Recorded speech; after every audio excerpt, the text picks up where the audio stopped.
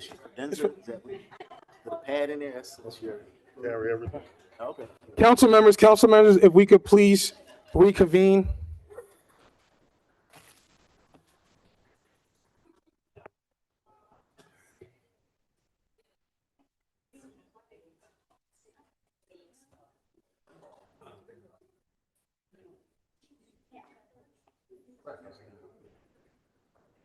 Huh? Yeah, no, 1 second. Yeah. They're gonna come up. 1 second, I need one more.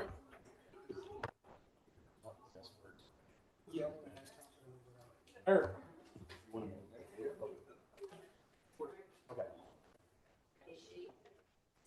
gonna try to move it up for this first. The kids. Yeah. Yes. Definitely. We'll have a public forum at the end of the meeting.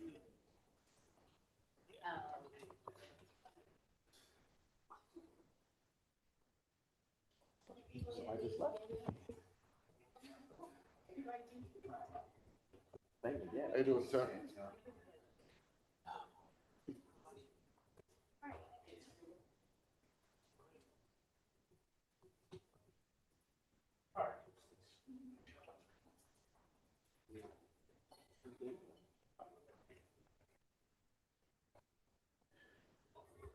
Thank you.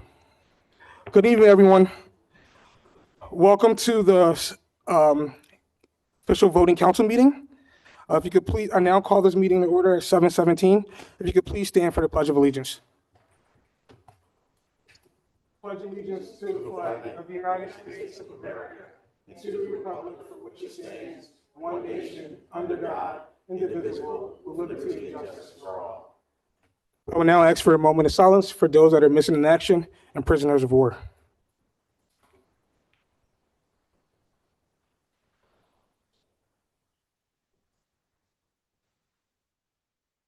Thank you. Councilors, I have two short asks before we move on to the roll call. One, I would like to ask if we could move the honoring of the Upper Darby School District Band to prior to the public forum. If that's okay, members of council. Yes. Thank you. I also want to inform members of the public that there is a public hearing on ordinance number 3192. There was an error on the agenda, but it was advertised as a public hearing. So I will now ask councilors, I will now ask councilors if we could amend the agenda to make sure ordinance number 3192, the parking lease agreement, is a public hearing on the agenda. Is there a motion on that? Motion to add the parking to the agenda. Add the public hearing to the agenda. Public hearing to the agenda. Okay, seconded by Councilor Banto. There's a motion and second on the floor. Councilor Wentz? Unfortunately, I believe a violation of the Sunshine Act because it wasn't posted on the website with the public hearing on the agenda itself. Solicitors? The item has been on the agenda. It was advertised properly. All you're doing is just indicating that this is a public hearing. Anyone who had any interest in this ordinance being adopted tonight has had more than sufficient advance notice that it was going to be considered tonight. All we're doing is just a procedural matter of listing it as a public hearing. There is no Sunshine Act violation. But the agenda itself did not say public hearing. And so, I mean, my problem is it's not the first time, and it seems to keep happening. I'm not sure why the agendas can't seem to actually represent what's going to take place in the meeting. But I'm just concerned that it would be considered a Sunshine Act violation. That's all. Thank you, Councilor Wentz. There's no further comments, questions from members of council. All in favor of adding a public hearing to ordinance number 3192, say aye. Aye. Any opposed? Any opposed? I'm going to abstain. Abstain? Yep. Okay, so it passes. Secretary Phillips, could we please have a roll call? Sure. Secretary Billups is here. Vice President Minnick. Yes. Counselor Wagner is excused. President Tunis. Here. Counselor Banto. Yes. Counselor Andrusco. Here. Counselor Wentz. Here. Counselor Silva. Here. Thank you. Counselor Blackwell. Hi, thank you. And Counselor McNeely. Here. And of course, we have our Honorable Mayor Ed Brown. We have our Chief Administrative Officer Crandall Jones. We have Solicitors Clark and Gallagher. And Chief Municipal Clerk Kate Doggett. And of course, we have all of our officers in the back. And we have some department heads that are here today. And of course, all of you, the residents of Upper Darby. Thank you, Secretary Phillips. I will now move the agenda to the Honorable Mayor Ed Brown to honor our Upper Darby High School Marching Band. Thank you. Can we have them come in? I'm going to talk about them. I would like them to be in the room at least.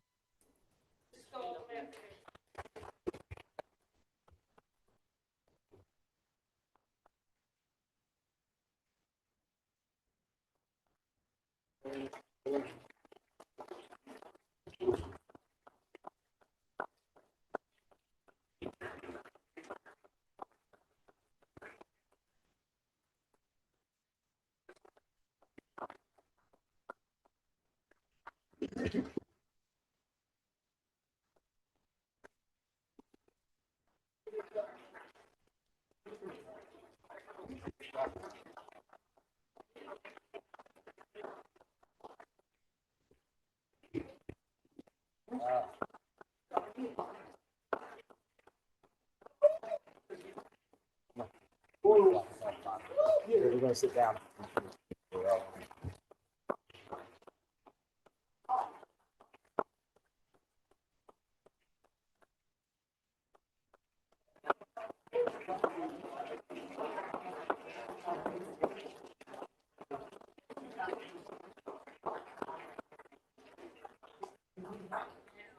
All right, we can have a seat.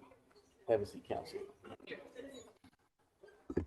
Champions, can I have you turn around and face this way since I'm going to talk about you?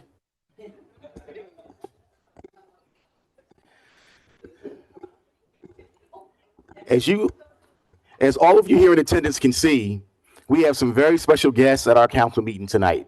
In fact, we have the Pennsylvania state champions and national title winners in the house this evening. Woo!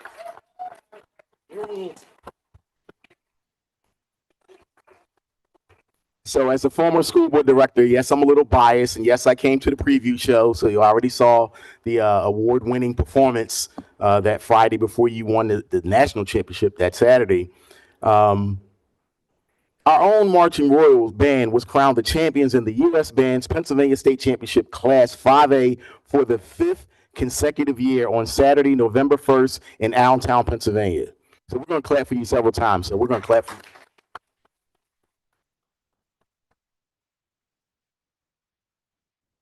The 5A classification is the largest and most competitive division in the U.S. band circuit.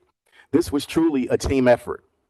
The Marching Royal Band program expanded this past year from 95 to 124 student performers.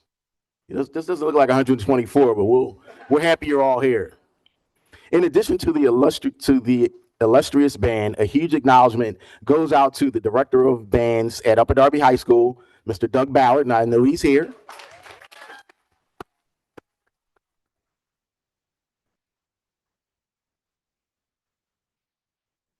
As well as Dr. Dan McGarry, Superintendent of Schools.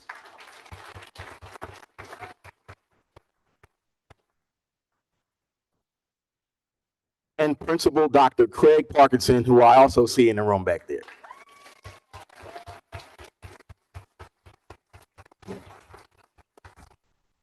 And I would not leave out all my other administrators and my Upper Darby School District family back there, so let's give them all a round of applause.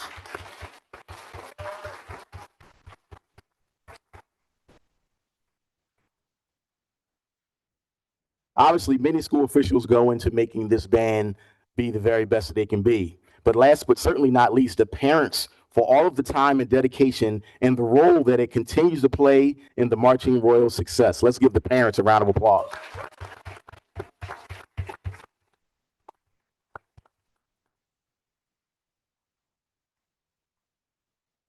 Just a bit more information. This year's production was Cleopatra, Reign and Ruin. The ensemble scored an 88.3, placing first overall by a tight margin. On November 8th, the band competed in the U.S. Band's 5A National Championship and delivered a score of 92.0, so you got better, as well as the High Overall Effect and Percussion Caption Awards. It is my pleasure to present the Pennsylvania State and National Champion Upper Darby Marching Royals with a plaque commemorating their incredible achievement and for making our hometown proud.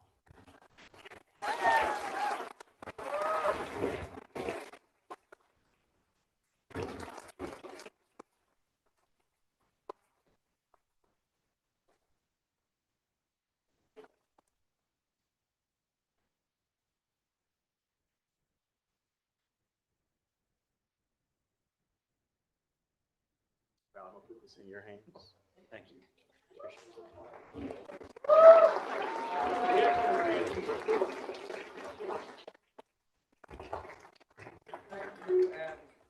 Let you have some of the glory that we got. All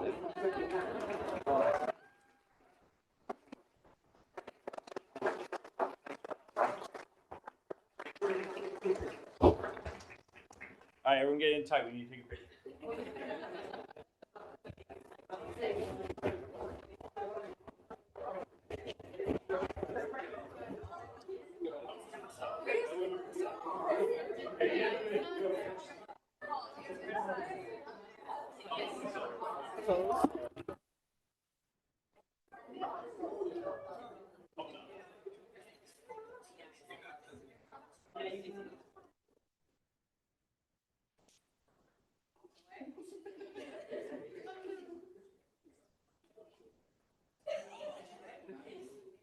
Nora, you good? Yeah.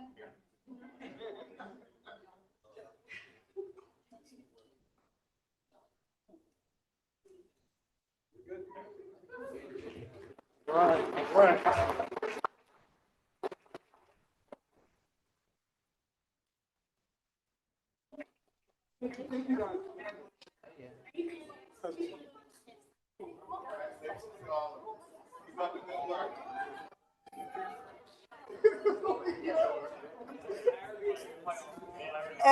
All right, so at least you made it there.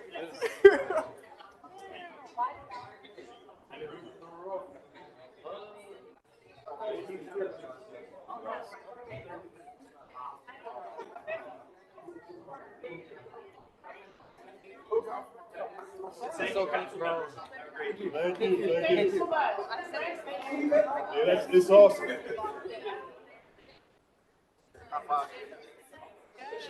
in the middle of the meeting. Exactly. You're at the township meeting. You take that mic. They actually did, like, when I was in high school, they were national champions, so I feel like it's like, like Upper Darby, like, band, performing arts, that's our thing. We lose all our great athletes to, you know, Bonner, O'Hara, the Haverford, Episcopal. Gave him the box. Give him the box.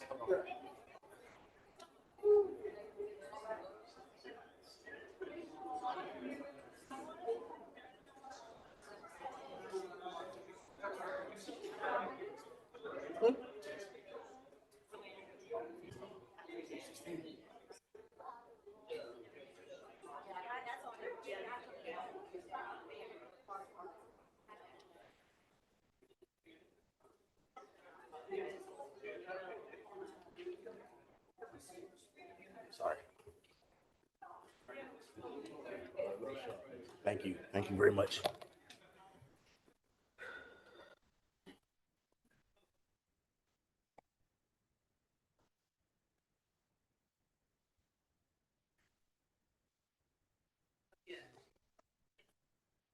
I'm just waiting for them to close that door.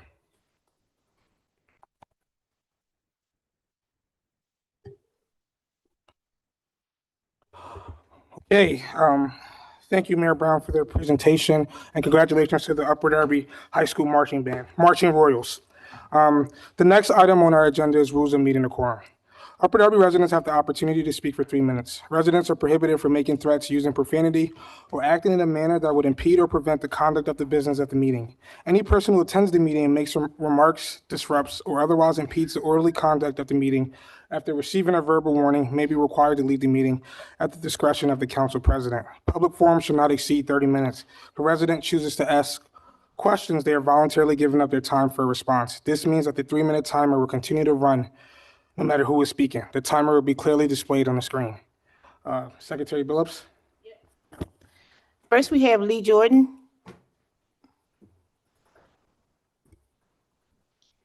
Lee Jordan. Tonight, I just want to address 2 things. One is the Mazzino property development, which you're probably going to see me at every meeting talk about this. For those of you who may not know, it's there's 2 properties in Drexel Hill that were sold. Like really beautiful open space. And one they want to build, well, they can right now across from ShopRite build single homes. But it's my understanding the developer wants to move towards multi-use development, which will come in front of council and go in front of zoning for a vote. So I'm looking for you to oppose the multi-use. Number of issues: quality of life, traffic, environmental. The other property is a car wash, which clearly will be an environmental issue, which is on the other side of Township Line. So I'm looking for your support, and I know this council is going to change in a couple months, but to oppose both these developments. We hear open space is very important in communities, and we don't have that much of it in Upper Darby, and I would like to keep it open if we can. And another issue I'd like to address is communications in general, and I'm looking to all the council members for this. You're all elected officials, and you represent the districts. And I think part of your responsibility should be to, communicate or have a line of communication with the people that you represent. And also in these meetings, when resolutions and ordinances come up, I like to see more engagement. I like to see more questions asked from the council members, because you're an extension of us, and we only have 3 minutes, unless somebody does reach out to you. But I think there needs to be more of an open line of communication on your front. That's part of your job. And, for us, I know, and I think, Mr. Banto, you had a meeting with your residents, and you had the heads of the departments from Upper Darby. Things like that should be happening in every district. And like we had an incident where our trash wasn't picked up, or the recycling on Friday. Our council person should be the first line, that somebody contacts from the township, and then they should reach out to the area that they represent. So I'm looking for more engagement, more conversations, when these ordinance or resolutions or anything's happening in the township. I think that you should be the person that we go to first to find out answers to questions. So. Thank you, Ms. Jordan. And I agree. Terry McGrath.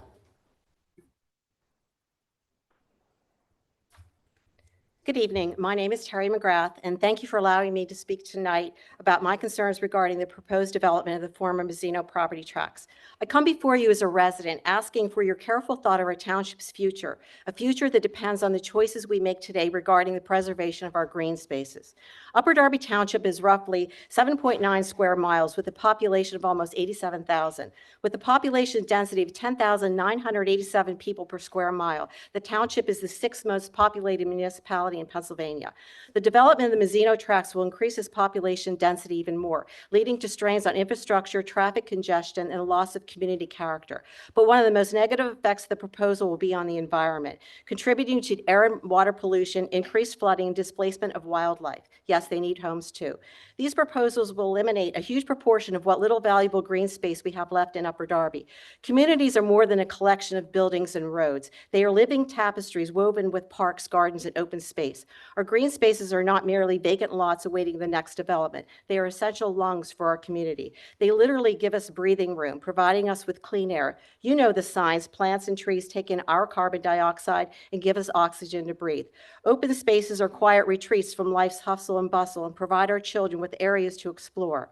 Studies show that connecting to the natural world reduces stress and improves mental health and overall quality of life. In the words of poet Alexander Posey, "I'm tired of the gloom in a four-walled room. Heart weary, I sigh for the open sky and the solitude of the greening wood." One of the most iconic singer-songwriters to emerge during the 60s was Joni Mitchell. In her famous anthem for environmental awareness, Big Yellow Taxi, she laments, "They paved paradise and put up a parking lot." These words, though written decades ago, still echo true today. She highlights the danger in destroying valuable natural spaces to make way for commercial endeavors, repeatedly reminding us that you don't know what you've got till it's gone. If we exchange our small green oases for concrete and steel, we lose something irreplaceable: our sense of place, community, and well-being that no apartment block, shopping center, or car wash can replicate. Although the proposals affect everyone, think of the immediate direct impact the residents of Bella Vista or Terrawood or the patrons of the historic Idlehour Tennis Club will feel. There's a place for the development which can bring benefit. However, we need to consider the legacy we leave behind for our children, one enriched by the beauty and vitality of parks, trees, and open spaces. As you enter Upper Darby, you are greeted with a sign: the world in one place. The world is made up of not only the human environment, people, and infrastructure, but also the living natural environment. I urge you to champion green space as an investment in Upper Darby's world, because we won't know what we've got till it's gone. Thank you for your time and thoughtful consideration. Thank you. Next is Coretta Kinder.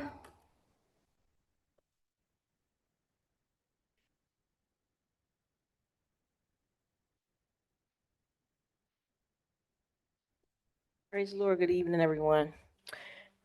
Thank God for being here today. I thank God for each and every person that's represented under the sound of my voice.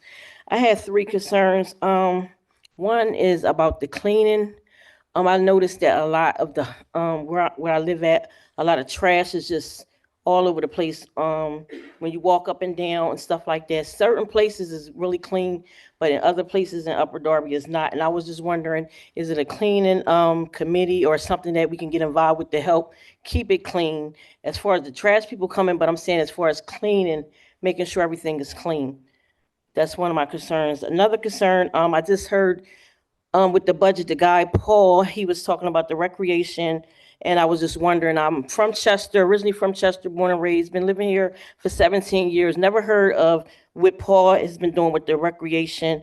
Never heard about the budget. This was my first evening with the budget, hearing about what's going on. And I was just wanted to know, is it any kind of recreations that we can have? My son is 13. I go to Chester for everything. They're really into helping the children grow and have activities, but I don't notice anything here. If it is here, I don't know of anything. Like you said, everything is not on social media. Everybody is not on social media, so it has to be other alternative of knowing what's going on. Like this evening, I just found out about the self-defense, free women's self-defense from Paul, because he was here. I wouldn't have knew any other time. Another concern I have is I talked to David Bontel a while back, a legal thing I was going through. I wanted to know if possible, if I can speak to him or someone concerning a legal situation that I'm going through. I need help. I don't know where to turn. I'm coming to the committee. I'm not sure if this is the right place to talk about that, but I did speak my concerns to Mr. Bontu before, and I don't know if I should go back to him or if someone that can help me with a legal situation that I'm going through. And yeah, Councilor Benter, would you be able to connect with her? Yeah, so I'll definitely connect with you, and because I know when we talked before, I refer you to a couple of people, and then if I didn't get feedback from you, so hopefully let her connect. It got really intense now, so I really need to let her get some reconnect, legal presentation. and then we can. I just thank you all for listening to me, and hopefully I can help make it a better place in Upper Darby as we all can work together as a team. It says teamwork makes the dream work. Thank you for listening. Thank you. Thank you. Next is Joanne Namavag.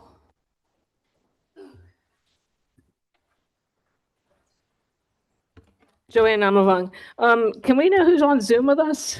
Like, Yeah, who's Joe Pozo? 1 second. Can you just reset her time to 3? Eric, if you're available, if you could please make the Zoom full screen until we have presentations.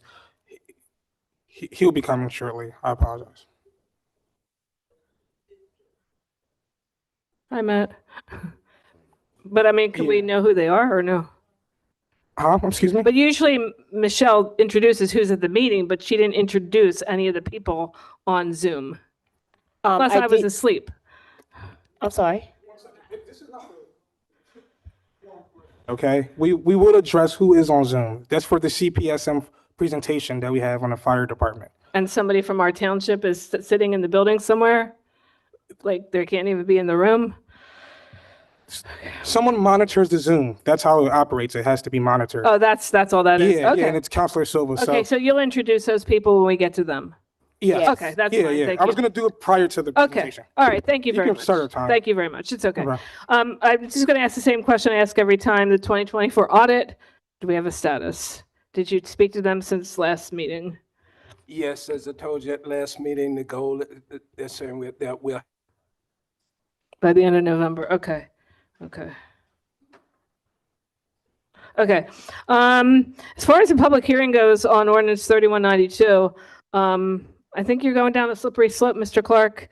With the Sunshine Act, I don't believe that would totally hold up in court. We had a problem last week with the budget agenda not being on the website and nobody knowing. I didn't know the budget hearing. I mean, yes, you did say it was, but then you go look on the website and it says 7 o'clock for a meeting, and then you bury a 6 o'clock agenda in that. Those things are Sunshine Act violations. And I just think, like, what is it that, like, this is just a standard thing, like, to do agendas. It's not hard. I don't know why every time it's an issue. Every time. Okay.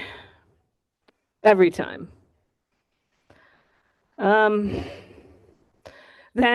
I'm going to turn my comments to be on the more positive side, and thank you for finally putting forth a resolution for the parking lot out front across the street to not, enforce the parking during public meetings.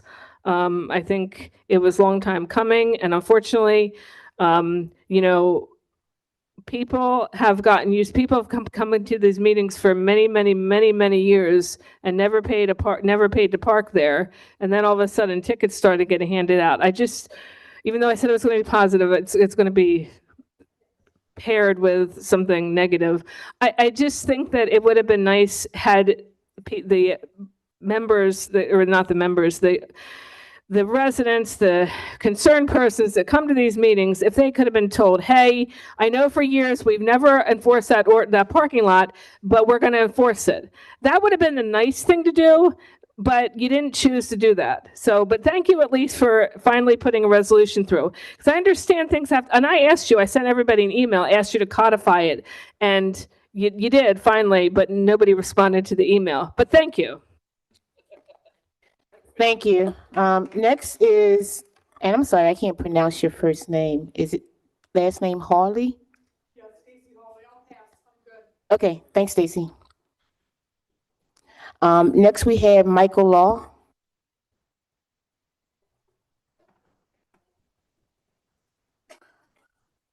Good evening, Michael Law. I appreciate the opportunity to be interviewed for the open council seat. However, I have a concern. I was asked 2 questions about my political affiliation, and my question is why? Can it be explained? I didn't ask you the specific questions, but I do know in these interviews, council members can ask questions that they would like. And if you want to talk to any council members one-on-one of why they ask you those questions, you can. Well, but could you have asked me my age? What about all my physical disabilities? I mean, Are you gonna do you want me to respond? Yeah, I think we had a great interaction in the interview. I didn't ask you any questions about your political affiliation. However, if there's a council member you'd like to talk to about one-on-one about their questions, you're always free to do that. Would you like to explain yourself? Sure. Well, the way I looked at it was, we're filling a Democratic seat, and we wanted to make sure Pardon me? that we are filling a Democratic seat. The person that held that seat was Democrat. They was a Democrat, Okay, and we are a Democratic council. okay. So I felt as though that the question I asked was being fair. Why? Because the fact is, why would anybody want to put someone else in the seat other than the person that was in there?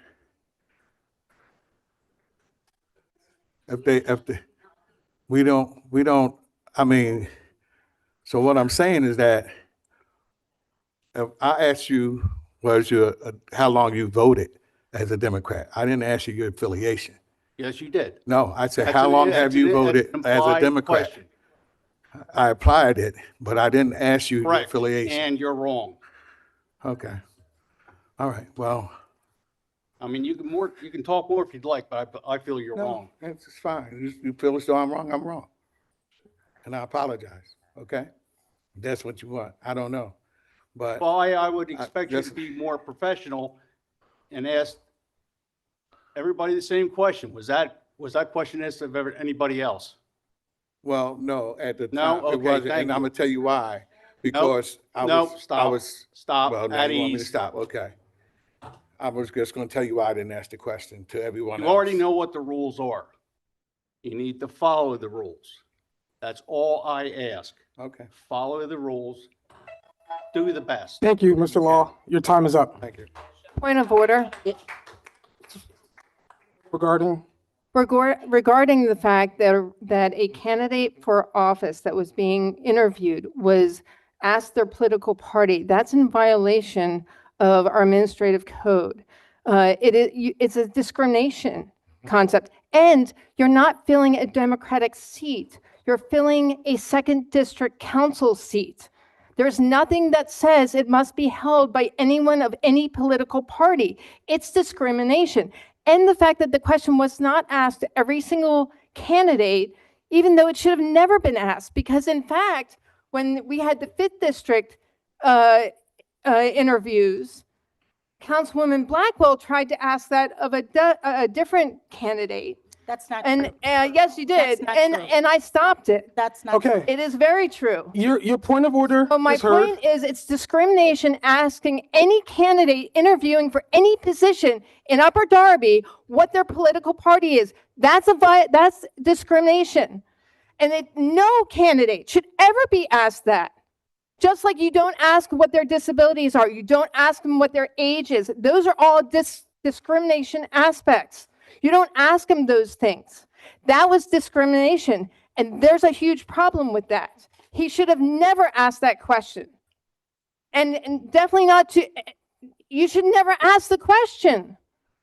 It's not the first time this has happened, and it's not the first time it's been mentioned, because the individual that it was asked of for the 5th District Council talked about it at a council meeting multiple times. So you should know that that's not acceptable to ask.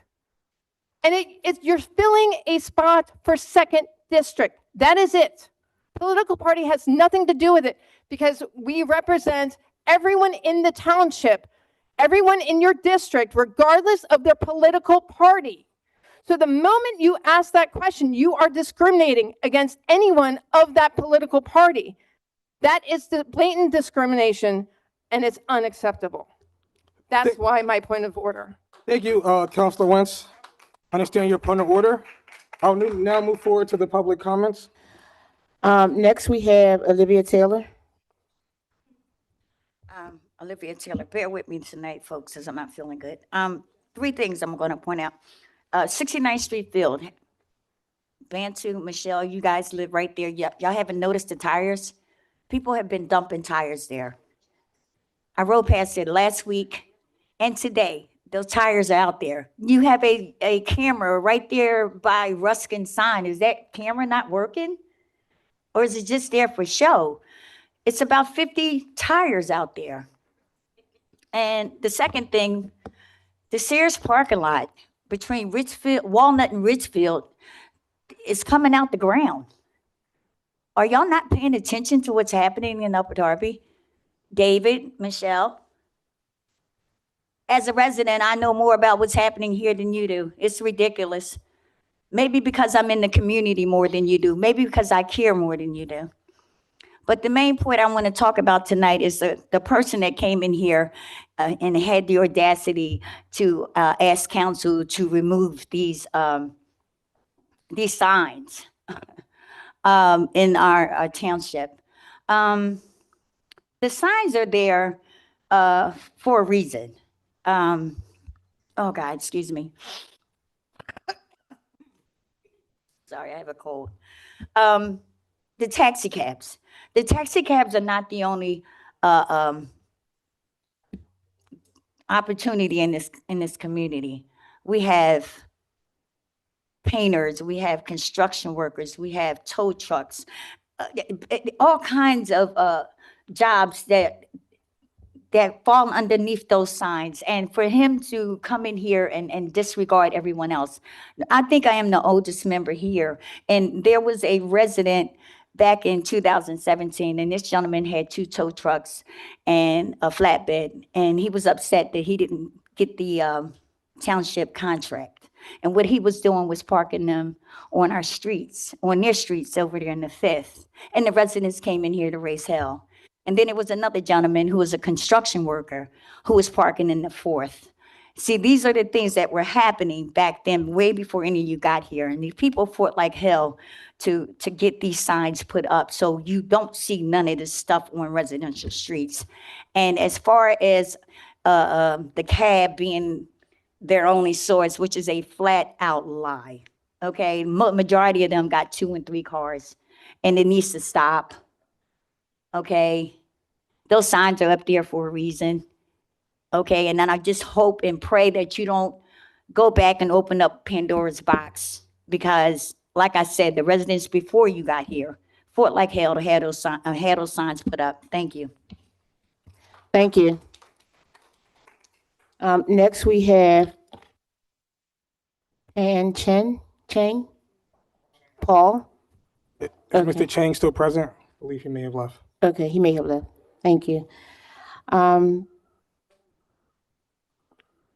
I'm sorry, I cannot read this last. Smith. Okay. Does it look like? Okay, sorry.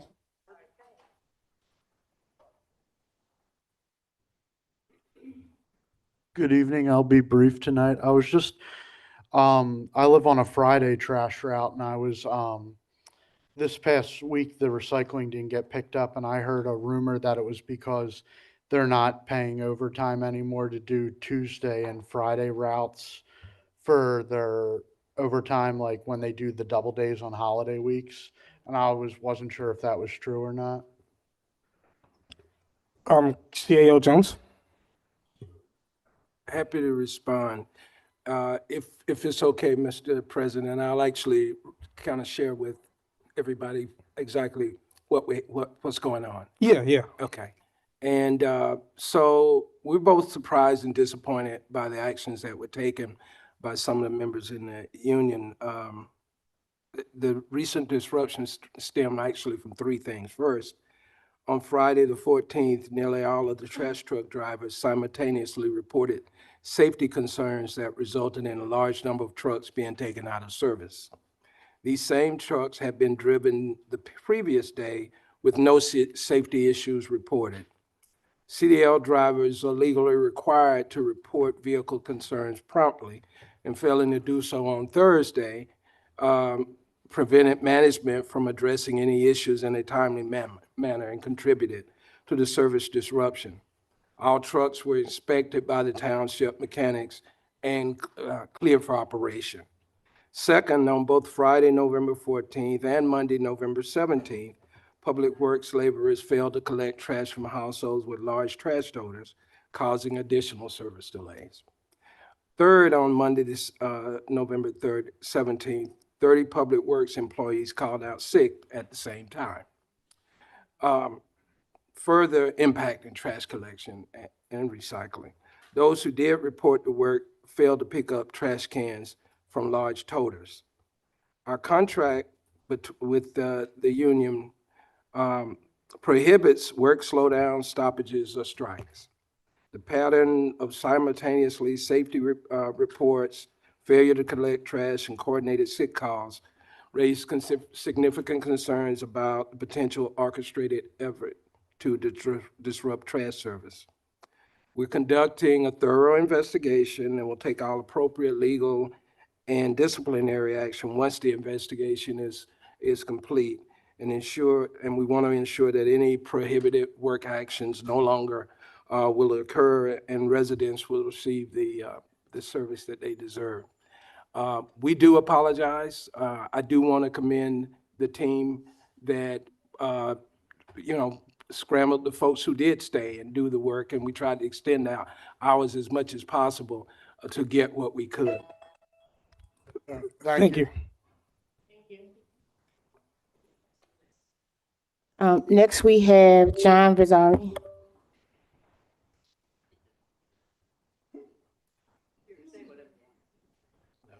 Hey, good evening, everyone. John Vasari, concerned person. I'm still here. I do want to address some things that I've addressed before since I've moved out of the township, and that's with my permit for cement work for the property that I sold that has still not been issued.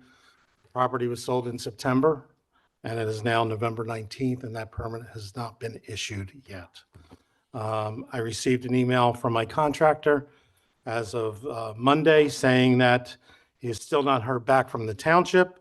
After multiple calls, voicemails, and emails, he's talked to 3 different people from there, Carolyn, Anna, and David. The documents that he sent me have all been submitted to them. I don't know what the holdup is. I even called today, and nobody called me back. I also want to speak to 2 RTKs that I submitted, right to know requests, 25471 and 25520. The first one is regarding sewer lateral inspection, which I got a denial for because it said that there was no records, that the township is not required to keep records that are not theirs, which the sewer lateral inspection report is a township document that the master plumber is supposed to provide to the township so the township can issue a UNO certificate for that property. Filed an appeal for that. The second one was for use and occupancy certificate inspection for a particular property, which that came back today or yesterday as being denied. And the reason was that it was in non-criminal investigation. It was cited that it was not required under subsection 708B17. Now, the Department of Labor and there was a leading case on this particular, on inspections, where the Department of Labor and Industry versus Darlington, the court held that the routine boiler inspections were not protected under 708B17 because they were basic compliance checks, not investigative facts findings for enforcement. A UNO inspection is similar. It is a routine standardized compliance inspection done before transfer or occupancy unless the township is conducting a deeper case-specific inquiry into alleged wrongdoing. The UNO inspection fits the routine inspection category, not the investigative category. Again, I submitted a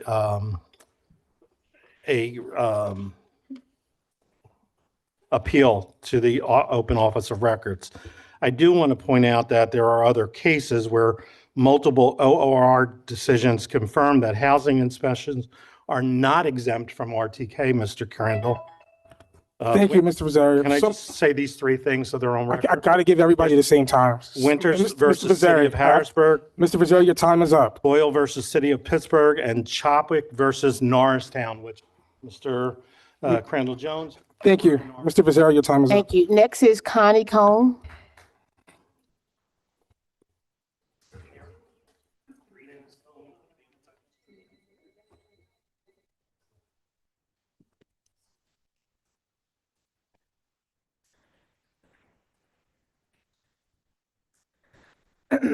MAGA, murderous, and grifting assassins, and the corruption of our government and our lives. MAGA got elected saying they wanted to drain the swamp. Turns out they're the swampiest of swamp creatures. This is the most corrupt administration in the history of the United States. What we're looking at, this is the Trump administration, what we're looking at is a reverse Robin Hood that steals from the poor to give our tax dollars to the richest people on the planet. MAGA wants to sacrifice healthcare by cutting $800 billion from Medicare and Medicaid, money that affects the elderly and the poor. MAGA wants the big, beautiful bill that ends subsidies of the Affordable Care Act, where working people who rely on these subsidies won't be able to afford health care for their families.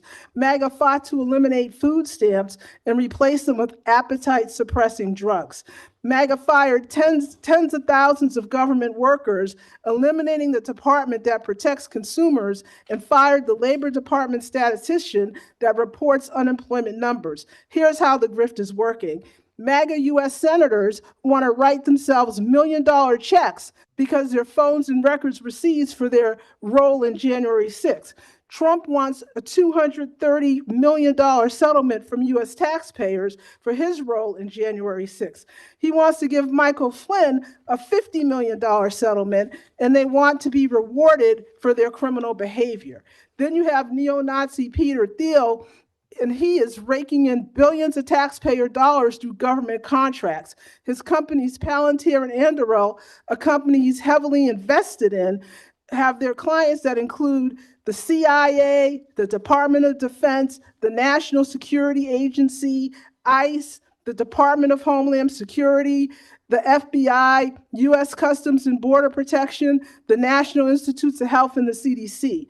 Individuals associated with Thiel's companies and funds have gone on to high-ranking roles within the government, including J.D. Vance, the current vice president. Our tax dollars are going to Nazis who use culture wars to divide us as they set up a surveillance state to enrich themselves and get our private information, including health information, through data mining. On the local level, we have the same type of grift when MAGA sold off our hospital and left a $13 million hole in the budget. We now have responsible leadership who have a plan to fill that hole without raising property taxes, the opposite of the reverse Robin Hood we see in DC. Please fight these fascists by canceling their contracts and bankrupting them before they bankrupt our country and our county. Thank you. Thank you. Next, we have Patricia Lyles. Good evening, everyone. I live in Upper Darby, and I have two issues. The first issue is Long Lane, directly outside of this municipality, across the street every day from, I guess, 7 o'clock in the morning until 4:30. People are just sitting there. I think it makes us look really bad, for better or lack of better words. And I would like to know, how can we address it? I'm not looking at you solving the problems. We have to solve these problems. So that's my first issue. My second issue is the trash. And how can I become a block captain? Maybe we can get a committee together with different blocks to beautify this area.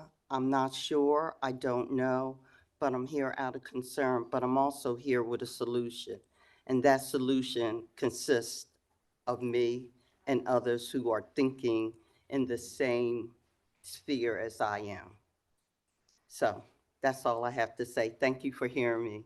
Thank you, Ms. Lyles. Thank you, Ms. Lyles. Ms. Lyles, Ms. Lyles, regarding the loitering and, the safety issues with Long Lane, our superintendent Bernhardt is here. He's in the room, so you can even have a conversation with him. But I think I asked him to do a safety briefing tonight. So as part of my mayor's message, he's going to talk about safety, and you certainly can have an audience with him since he's here. And regarding the trash, I know a number of council people do cleanups in their area, and they're always looking for volunteers. And you live Who's our council person? I'll connect with you, Ms. Laws. Okay. I have her contact. All right. All right. Sorry. Maybe a different number now. I'll double check. Thank you. No problem. Thank you. Next, we have Jean Kosha.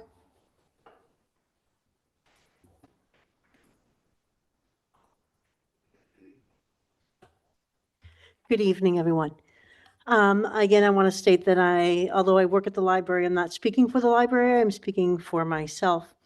Unfortunately, I couldn't be here for the budget hearings, but in going over the budget, I saw that the township is planning to give a $200,000 increase to the library, which the library is planning to put towards increased wages. Thank you for that increase. For desk staff, the 10% increase planned by the library will result in $1.50 more pay per hour. While it doesn't get us to a living wage, it is an increase. And the library workers in most years haven't gotten any increase. There is no like 3% or 4% increase. So it's always appreciated when we do get an increase. So thank you for that. However, and there's always however, we hope that the Township Council and the Mayor's Office will continue to review the budget for the library and find a way to increase the budget so library workers' wages can reach what is considered a living wage for Delaware County and get regular cost of living increases each year. I also noticed in the budget that there's not a big increase for things that are like basic things like tables and chairs and other basic infrastructure. And that's something, I know it's the library board's job to do the budget, but I know that there are things that are falling apart and things that haven't been replaced for a long time. So hopefully in next year's budget, something like that, or even carpet cleaning. The carpets are horrible at the library. So if money could be put aside for things like that, that would be great. The second thing, or the last thing I want to talk about actually is on a more personal note, which is parking. I know that there was going to be like a survey done or a parking study. That was going to be, a lot of money put towards that, like $100,000, which I don't know personally if I think that that's worth it. I know what the parking problem is, and I think a lot of us know where the parking problems are. My neighborhood, we are continually getting tickets. Sometimes people, they put lines at the corners, but they're not always honoring those lines, that the parking people who are coming through. So even if you park behind or in front of wherever you're supposed to park, you can sometimes still get a ticket. It's very tight, and I think the regulation says you have to be 20 feet from the corner. That's impossible. In our little tight neighborhood right around here, you don't have 20 feet. If you take 20 feet from each corner, you're going to lose a whole bunch of spaces. And not only that, there are people who have, I have a neighbor who has 4 cars parked on the road, doesn't drive one of them. They just sit there. They've sat there for years, keeps them up to date. The problem is that he wants to use them for a business. How do we address that? Thank you. Appreciate Thank you, Ms. it. Costa. Thank you. Next is Jean Mobley.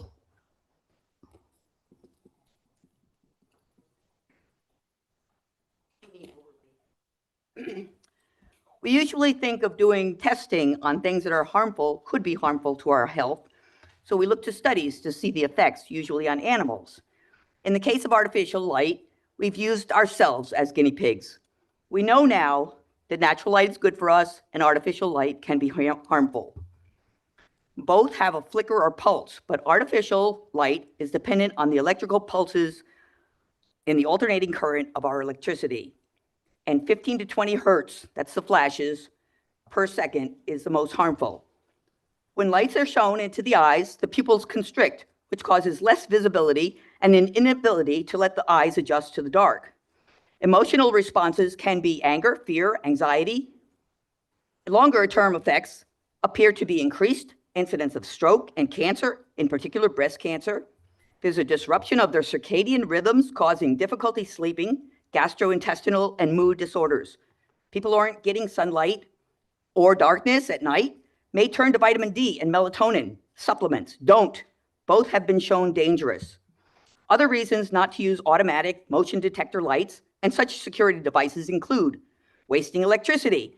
Future generations may find better uses for electricity than flashing lights into your neighbor's house 24/7.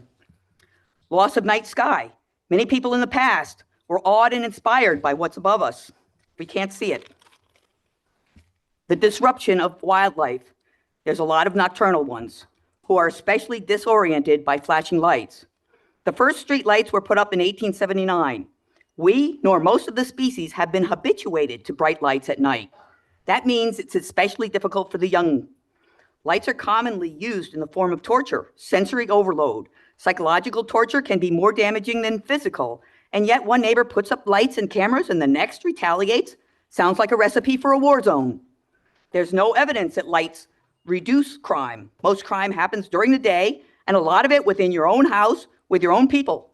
Policing should become a matter of preventing sociopathic behaviors rather than restricting people and especially kids from going outside. 1943, the Supreme Court ruled that shining lights into someone's eyes was torture and outlawed it. Thank you. Thank you. Next is Judy Duggan.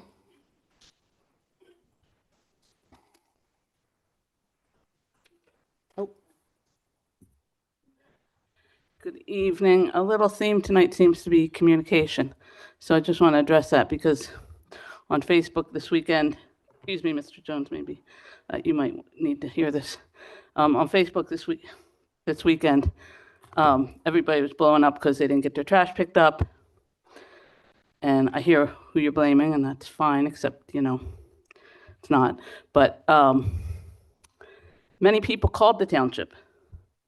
Many people emailed the township, and not one of them, well, no, let me not rephrase that. I'm sure some of them, but many, many people did not get the phone answered or an email answered.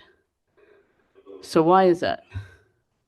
Why don't your staff answer phone calls, answer emails? Is there any reason why they don't do that for the citizens? And I understand if you don't want to answer mine, because I know I'm not one of the popular people, but some of these people might be.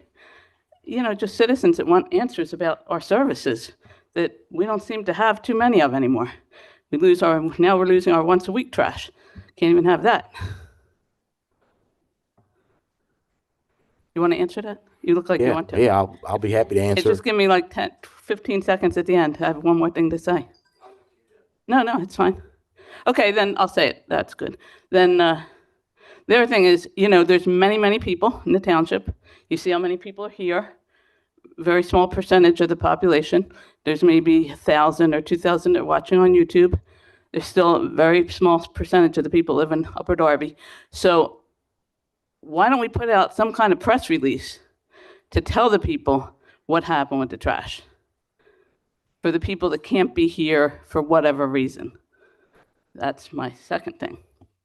Now I'm done. So thank you for your question. I'm not sure if no one that called the township regarding their trash didn't receive communication. I know you said, first you said a lot of people, then you said all people, then you said a lot of people, but I'm not sure, how accurate that is. But if we did get inundated with hundreds of calls based on what the CAO described, there's a chance that we couldn't answer all the people that called that had issues with their trash. And I don't think a press release would be put out if the CAO talked about an investigation so we can get to the bottom of it and substantiate what the theory is and what it looks like it is. We want to do an investigation to make sure we're correct before we communicate out to the public and say, this is what happened. So this is what. So people didn't know, should I take my trash in? Should I leave it out? Maybe if you would have sent something out like a Delco alert and said, hey, leave your trash out. We're going to come get it on Saturday, or take it in. We're never going to come get it. Once a week trash is done in Upper Darby. We're addressing it, whatever you want to do, but you got to tell things to people. Thank you, Ms. Duggan. Thank you. Next is Steve Cohn.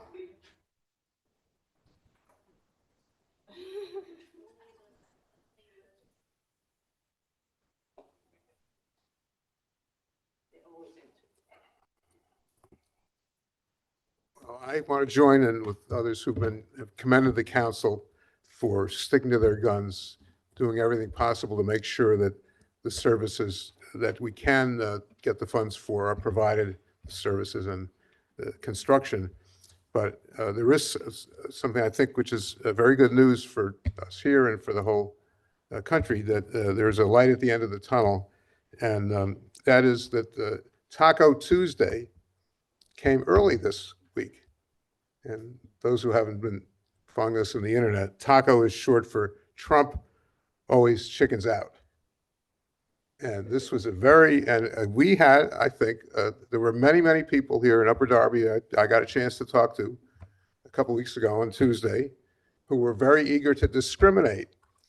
Because they said, yes, give me a Democratic ballot. I want to be sure to vote for all the Democrats who are going to stand up against MAGA. And that happened across this county, it happened across the state, and it happened in other states which had elections. And that message, I think, started to be heard when Trump's control over the Republicans in the Congress crumbled. And we should take this as an opportunity to say, why can't we find out ways to, for the folks in this township and many, many other municipalities and government entities to press for the things that should be done that this government is not funding, is completely unreliable to fund, and see if we can't get that to happen again and again. Now, I want to also mention one very important thing we've heard, you've heard from me and others about Peter Thiel and his control over government agencies. One of the most fiendish aspects of this, of what he's inspired, is this mass onslaught of basically trying to starve people to death, and the millions and millions of we talk about Jeffrey Epstein, how many women and children, disabled people, seniors were being molested by Russell Vought and the other people who were inspired by Peter Thiel and his court philosopher by denying them the food they needed. Desperate efforts to say, no, we can't allow any money to be spent on that, on needed food where people are living on the edge. And when you get into the Department of Health, we heard a discussion, something brought up earlier today, well, are we going to provide medical care for everybody up till they're 90? Well, yes, we're supposed to. It's called Medicare. And the people who run that are now following Peter Thiel's lead and David Sachs, his right-hand man, who was Trump's advisor on AI. And they're going to institute, come January, they say they're going to institute a prior authorization for seniors who need expensive treatment, surgery, expensive medications, expensive tests. And they're going to have AI robots decide whether you get it or not. And the companies providing that service will be rewarded. Thank you, for Mr. how much Khan. money they save. Thank Thank you, Mr. Khan. Thank you. That's it. Thank you to the residents that took the time to share their public comment. The next item on the agenda is our Honorable Mayor Ed Brown. Thank you, President Tunis. First, I would like to, and as I mentioned previously, I'd like to invite Superintendent Bernhardt to come up and give a safety briefing. I think it's important periodically for the community, for the Upper Darby, to hear from our superintendent. And I did ask him under short notice to be available tonight to do that. So thank you, Superintendent Bernhardt. Yeah, absolutely, Mayor. Thanks for having me, Council, CEO Jones, and everyone who's here tonight. Just a couple quick things to talk about, Mayor, to update on. Over the weekend, we had a shooting in the 400 block of Glendale Road. I can't commend the officers that were working that night enough for their quick response. We had an officer that was working the detail in the area. He heard those gunshots and they were able to respond. Two individuals were arguing over what we don't know. Both were shot, were non-life threatening. We have warrants for those. Part of that incident goes into the support that we've had from you, Mayor, and Council in our real-time crime. We had a drone on the street. That drone was able to go up instantly and get information and also recover one of the guns. Both guns were recovered from that incident and both males are being charged for that incident. So it's a compliment to all the officers that were working that night and the investment that we're making in the police department. So I want to thank you for that. There's been a handful, I'll say 6 pedestrian robberies in the area of the township as well over the past month from October to November. We were able to identify through patterns, through data collection, who those individuals, what they were wearing, and most likely where they would be. We had a uniform patrol detail set up, and those individuals have been arrested. There was a handful of juveniles that were arrested, and there were a few adults. They've also been arrested. Again, can't thank the patrol division enough for being out there. And again, the investment that we have in the department, to be able to collect that data and be able to put that together, and those officers knew what areas to go and look for those individuals. Like I said, a handful of juveniles have been arrested, as adults also.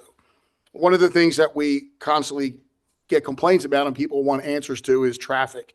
So and again, I'm using just October and November, pretty much a month, the middle of October until where we are today. The Special Operations Unit, which consists of the Highway Patrol and the Traffic Unit, over that time period, traffic enforcement, that group has stopped 579 vehicles, issued over 1,000 citations. The areas that they concentrated in over the last 30 days were the entire Westchester Pike Corridor, Market Street, Garrett Road, Chestnut, Walnut, and Long Lane, areas that we've recently received a lot of complaints of. As a result of those pedestrian robberies that I spoke of and the traffic stop, 12 handguns have been taken off the streets by those officers. So again, just shows you all the hard work that these officers are doing day in and day out, and a credit to them. Those are a few of the updates, Mayor. Another issue or a question that gets asked a lot is of ICE and ICE activity in town. Again, using that same period, there were 7 incidents. When I say incidents, that we know of that they were in town. We don't know of anyone being taken into custody.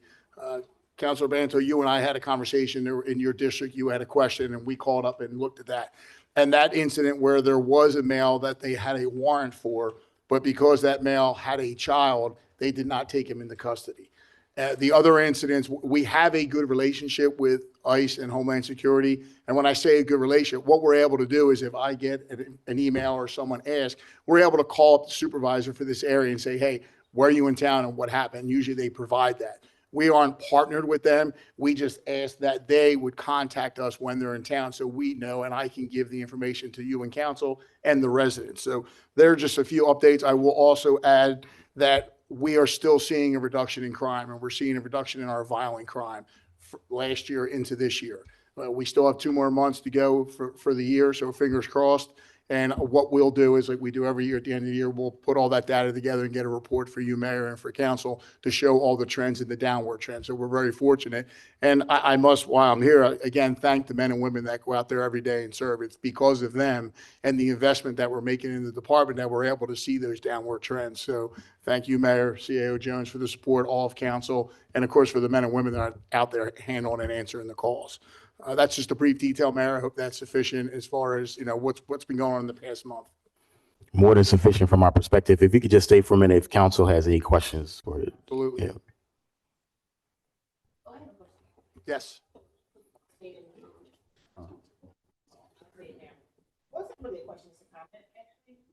I'm sorry. It's not really a question, it's a comment. I just want to say thank you for the safety update and for keeping all of us safe. I know some people might not. I appreciate it. I'm not going to talk about anyone else. I appreciate it. And the men and women that are out there that's on the ground, and taking care of us. I really appreciate that. And I do have a question. One question about the drones. You said it was one? We had we have several, Okay. but that night, one of the patrol officers, you have to be licensed to operate those. Gotcha. So one of the officers that was working in that platoon is licensed, was able to get out of the car and put it up, and that's how they recovered that gun. Okay. All right. That's all the question I had. But again, thank you. And thank you for the men and women that are out there that's protecting us. Appreciate it. Yeah, Thank you. appreciate that. So again, Superintendent Barnhart, thank you for indulging me, doing this quickly. I think I contacted you yesterday to say I would like for you to be available tonight. And I want to commend you for your work and your leadership and the entire police department for their work. I think they're doing a great job, and the statistics bear it out, the great job that they're doing. As you said, this crime is continuing to decrease, and thank you very much for your work. Thank you, Mayor. I appreciate it. Councilor Banto. Yeah, Superintendent Brown, just in this public manner, I want to say thank you. I mean, from a public safety standpoint, I mean, you are very effective when it comes to connecting with us. And in addition to that, the activities so far in the township, and you guys are on point. Even when the shooting down Glendale took place, residents thought they're gonna call me, and I just go on the scene of shooting. I told them, call the police, and fortunately, the police were right there. So thank you guys for the prompt response. Thank you. Thank you. I appreciate it. Thank you, Superintendent Bernhardt. I just want to, I'm pretty sure all my colleagues agree with me. We are really grateful for your leadership in this township, and I'm a lifelong Upper Darby resident, and I sleep well at night knowing that you're in charge. So thank I you. appreciate that. Mayor Brown. For the support. Thank you. All right. Good evening, President Tunis. My message will be brief. Good evening, President Tunis, Vice President Minnick, Secretary Billups, Council, Administration, and the taxpayers, citizens, and residents of Upper Darby. Thank you for attending tonight's meeting. As we approach the Thanksgiving holiday next week, I hope that everyone is thankful for family and friends and enjoys the well-deserved time off to spend it with their loved ones. Also, my ask is that we are mindful of the people who may not be fortunate enough to enjoy a meal on Thanksgiving. I hope that everyone who is able and has time to volunteer at the many events in Upper Darby and the neighboring Delaware County that will be feeding people on and before the holiday will volunteer and help with that effort. So there's a lot of events going on, and I'm sure you've seen them on social media or you just know about them, but I would encourage people to avail themselves to help those who are not as fortunate as we are. Next, I'd like to thank our CAO Jones for crafting a thorough and inclusive process that allowed and encouraged input from all the departments and from council regarding the budget. Thank you to all of council and especially to Councilman Andrusko for his comprehensive comments and questions.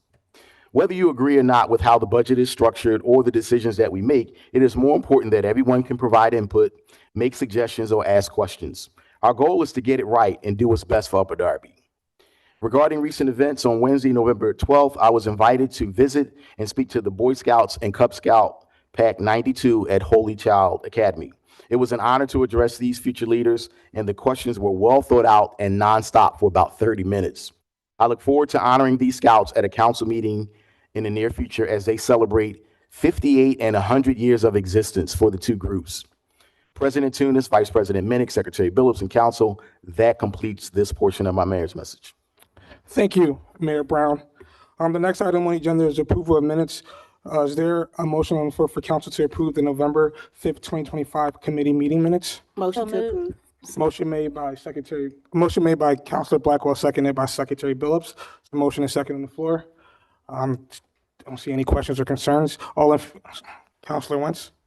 Yeah, I'm actually just kind of curious why the minutes for the budget hearing on the same day wasn't included in the agenda. Currently, this is the minutes we have for the November 5th, 2025 council meeting minutes. I understand. I haven't finished answering your question, okay? These are the minutes that are on the agenda for this council meeting minutes. In the future, there will be more meeting minutes on the future agenda, but this is the one for Right, today. but they were both on the same day. That's so You fine. would think they would both be on this agenda for the same, they were both for the same day. So, Well, that's fine, and I take your opinion under consideration, but these are the minutes on the agenda for tonight. If there's no further comments or questions, all in favor? Aye. Aye. Any opposed? Seeing none, thank you. Passes. The next item on our agenda is a short presentation from CPSM Fire and EMS assessment presentation. This is based on their study they did for their key findings in the EMS and fire assessment in our fire department. I believe it's Mr. Joe Pozo here from CPSM. Yes, and so you did that. I'll turn it over to Joe. Just remind everybody that council approved us to initiate this study in late 2024, and Joe Pozo, who is a senior manager for fire and EMS at the Center for Public Safety Management, led the team, and he'll talk to you about the methodology and give you a brief overview of some of the major recommendations and findings. The other thing I'll acknowledge, we did send an invitation and notice to the IAFF and to all of the volunteer association members to participate. Once this is done and this is over, we'll put it tomorrow. We'll put a copy of the the study and make it available, obviously, to council. And we're going to make it available to all of the people who are participating in the process, which includes both the IAFF and the volunteer associations. Joe, I'll turn it over to you. Yes, sir. Mr. Jones, thank you. And good evening, Mayor, Council President, council members, and members of the public. I'm Joe Pozo with Center for Public Safety Management, and we thank you for having us into your township for this project and for this presentation. I'll share my screen now and run through a quick PowerPoint for you. Okay. So Center for Public Safety Management, we are the exclusive provider of public safety technical assistance to the International City County Management Association. We do all sorts of public safety projects across the country, anything from fire and EMS assessments to law enforcement assessments. We assist communities with public safety chief selections. All told, we've conducted over 500 studies in 46 states in Canada. Purpose of this fire and EMS assessment is very broad brushed. We look at community risk and we want to be sure of what the impact is of that risk on the community and the fire department. And that drives a lot of our recommendations, and you'll see how all of that fits together. We also do a baseline emergency response and performance workload assessment. That's a standard staple of all of our assessments or strategic plans. Certainly career and volunteer organizational assessment, because you do have a combined career and volunteer system there. And we look at all the infrastructure to include the facilities and the fleet, and certainly a very in-depth fire and EMS operations assessment. And then we give you planning considerations and recommendations for current and future organizational and operational elements of the fire and EMS service. The report contains a litany of observations, considerations, and recommendations on Upper Darby Fire, and we also looked at the EMS response system. We've got several recommendations and considerations. Again, all told, there's 70 operational and administrative recommendations for you to consider as a council. We have not discussed the implementation of the recommendations with the township, and the township has not directed CPSM to alter the report in any way. I know you have a new fire chief, and I have withheld any conversations with the new chief until this report is made public. So our methodology, we ask for a host of documents and information from the client, whoever that client may be. We pull response computer-aided dispatch information from the county 911, and we also use fire reporting system data when we do the workload response time analysis. And all of that is included in the report in various tables and charts and figures. We were on site for in-person meetings with the volunteers, with the township administration. We toured every fire station, and we also had a very good tour of the township to assess what your risks are. A lot of stakeholder input went into this report. Again, that included township administration, Upper Darby Fire Department staff. We met in person with the volunteer company leadership who asked for a second meeting, and we granted that. We did a virtual meeting, and then we had several follow-up conversations with Upper Darby Fire and also with the volunteer leadership. We met virtually with the IAFF board. In fact, we had a lot of discussions with them as well. We met virtually with all of the deputy chiefs and captains of the Upper Darby Career Fire Department. And we also met with STAT EMS to discuss your EMS system. So an overview of EMS. Currently, you are with STAT EMS, who very recently changed the operation in Upper Darby to the Upper Darby Paramedic Rescue. Just a brief footprint of what they do. They staff 2 advanced life support units, a BLS or basic life support unit, and 1 advanced life support car every day between 7 a.m. and 11 p.m.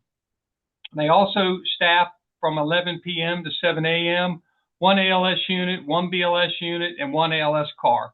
That's pretty typical across the country as EMS demand goes down over the overnight hours. And so in my conversations with them, they really want to look at, some continuous data, and they will adjust how they staff and deploy in Upper Darby once they get a good year's worth of data. There's some surge capacity available as well. They have a non-emergency interfacility transport truck that's available when it's not committed to a call. They also have certified office staff that are available for surge during normal business hours. And they also staff the Clifton unit, which is a jurisdiction very close to you. They staff a BLS unit and an ALS car there that's available through mutual aid. Fire operations, you're very, very familiar with. You have 5 stations. Station 20 is completely and fully volunteer staffed. Stations 26, 36, 37, and 74. That's where primarily your career staff is staffed 24/7, 365.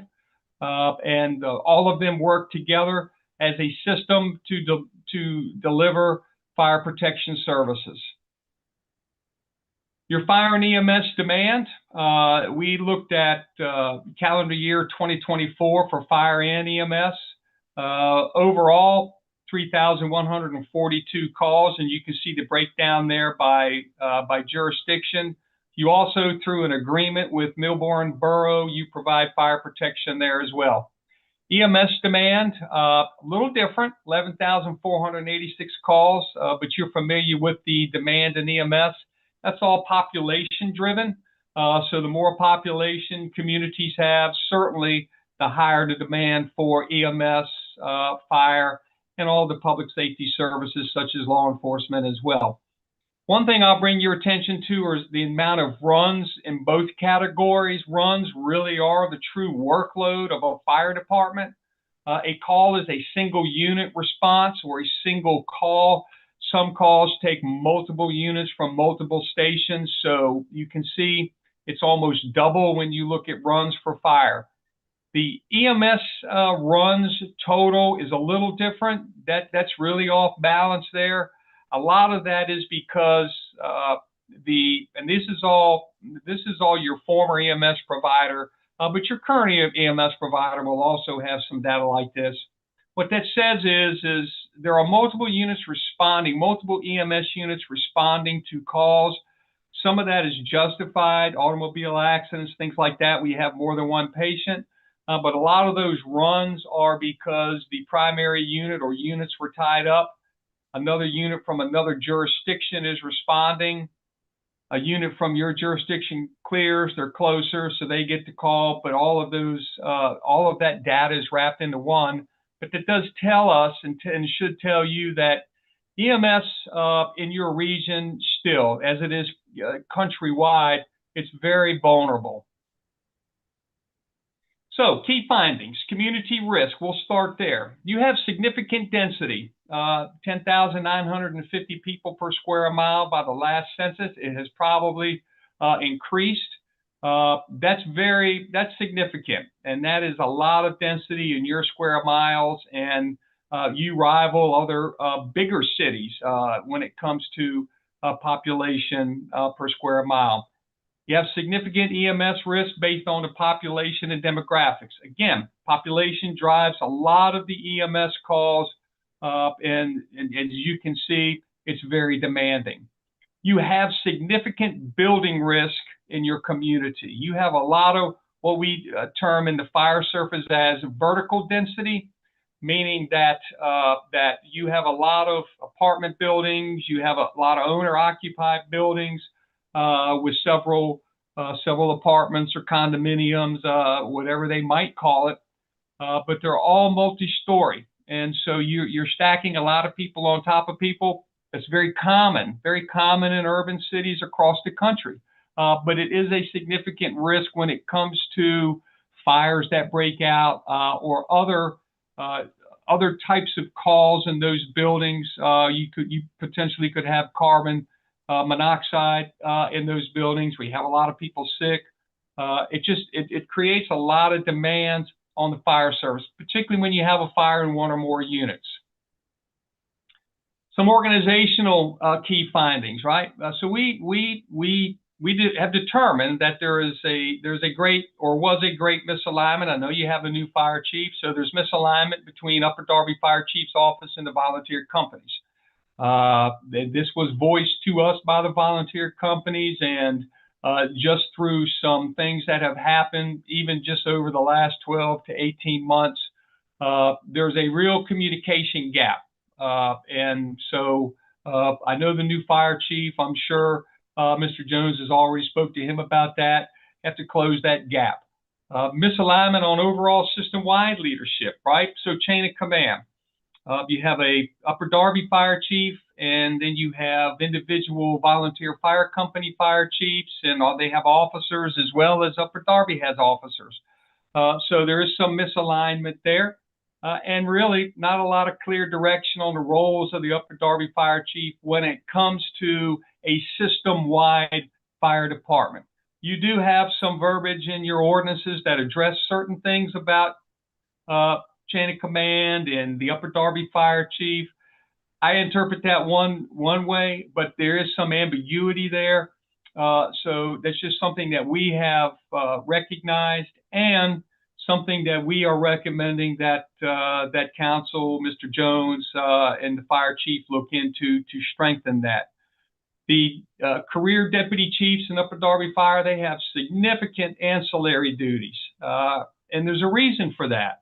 There's really not a lot of administrative capacity or support in the fire chief's office. You have the fire chief, have an administrative assistant, fire marshal, a community life safety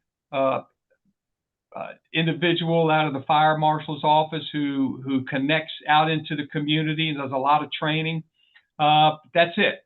So a lot of that, a lot of duties that that fire chiefs typically may have through an assistant chief or an office deputy chief, let's say, are getting pushed down on the deputy chiefs, and it creates a lot of issues for them. They spend a lot of their day doing administrative work and not a lot of time doing the day-to-day management of the operational crews. The fire marshal position right now is being filled on a temporary basis by a firefighter position, which leaves a vacancy in field operations. And I confirmed that with the new fire chief just by email, no discussion. Some other key findings financially. Volunteer companies own the fire stations. Upper Darby owns almost all of the heavy response fleets, so all the engines and the ladders and things like that, all owned by the township. So there's a real dichotomy there. You're parking township-owned fire trucks in volunteer-owned companies, and then you are also staffing volunteer fire stations with career staff.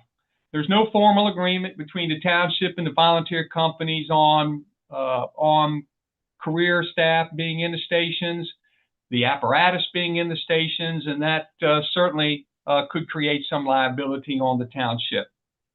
Volunteer companies are provided an annual allotment. You're very aware of that, $14,000 a month or $168,000 per year per company. Some volunteer members are compensated by the volunteer companies for, in-station standbys or other duties related to on-site things, which make them available to respond on apparatus to calls. Other agencies, other regions in the country who have volunteers that they pay a stipend to, they would term that sort of a paid on-premise volunteer. And so you have that also in your township. Operationally, overall volunteer membership is in decline nationally. Pennsylvania still, though, is a leader in volunteer fire departments and volunteer EMS. But I will tell you that we don't do a study that involves volunteers where the membership isn't in decline, which pushes the municipality or the county to hire career staff to fill the gaps. Stations 20 and 74, they maintain a active membership that actually is part of the response system. Station 20, as I opened with, they're out the door with all volunteers. They have no career staff there. We also found there's really no system-wide coordinated approach to recruitment of volunteers. So we've given you some recommendations on that. You know, volunteers aren't going to just show up at the door anymore. You know, many, many years ago, it was a community thing to be in the volunteer fire department or volunteer EMS. Now it takes a real concerted recruitment effort. And really, you have to go after young people, and you have to give them a purpose and a reason to want to join volunteer fire. There's also little retention benefits. There's a lot of programs out there for volunteers. We've given you some ideas about that and some recommendations or some considerations, particularly for the volunteer companies, to just take a look at and consider. One thing with companies 26, 36, and 37, sort of that sort of north or northeastern, part of your community. They have the lowest. When we talk to these companies, and when we talk to career captains who are in these companies in their day in and day out running calls, there's not a lot of active volunteers there. More so, certainly at Company 20 and Company 74. So there may be some consideration to merge 3 of the volunteer companies with Companies 20 and 74. And this is not an affront to the volunteers, and we have no bias whether your agency is all career or all volunteer or a mix. But you want to be able to give people a purpose for coming in. And part of our consideration and or recommendation there is you make those 3 companies, they're legacy companies. They never go away. The names never go away. The names don't come off the side of the fire trucks in those districts on what area or region of the township they represent, because that's very important. They're neighborhood fire stations. But it may give newer members or people in those communities more purpose. You have very limited mutual or automatic aid agreements in place. Communities want to try to have some type of mutual or automatic aid, and what that means is you have jurisdictions all around you that have fire companies, but you really don't have strong mutual or automatic aid where their response is in concert with Upper Darby response, particularly to building fires, where you really need to build an effective response force. It's a term we use in the fire service, and that's the amount of people it takes for different building risk.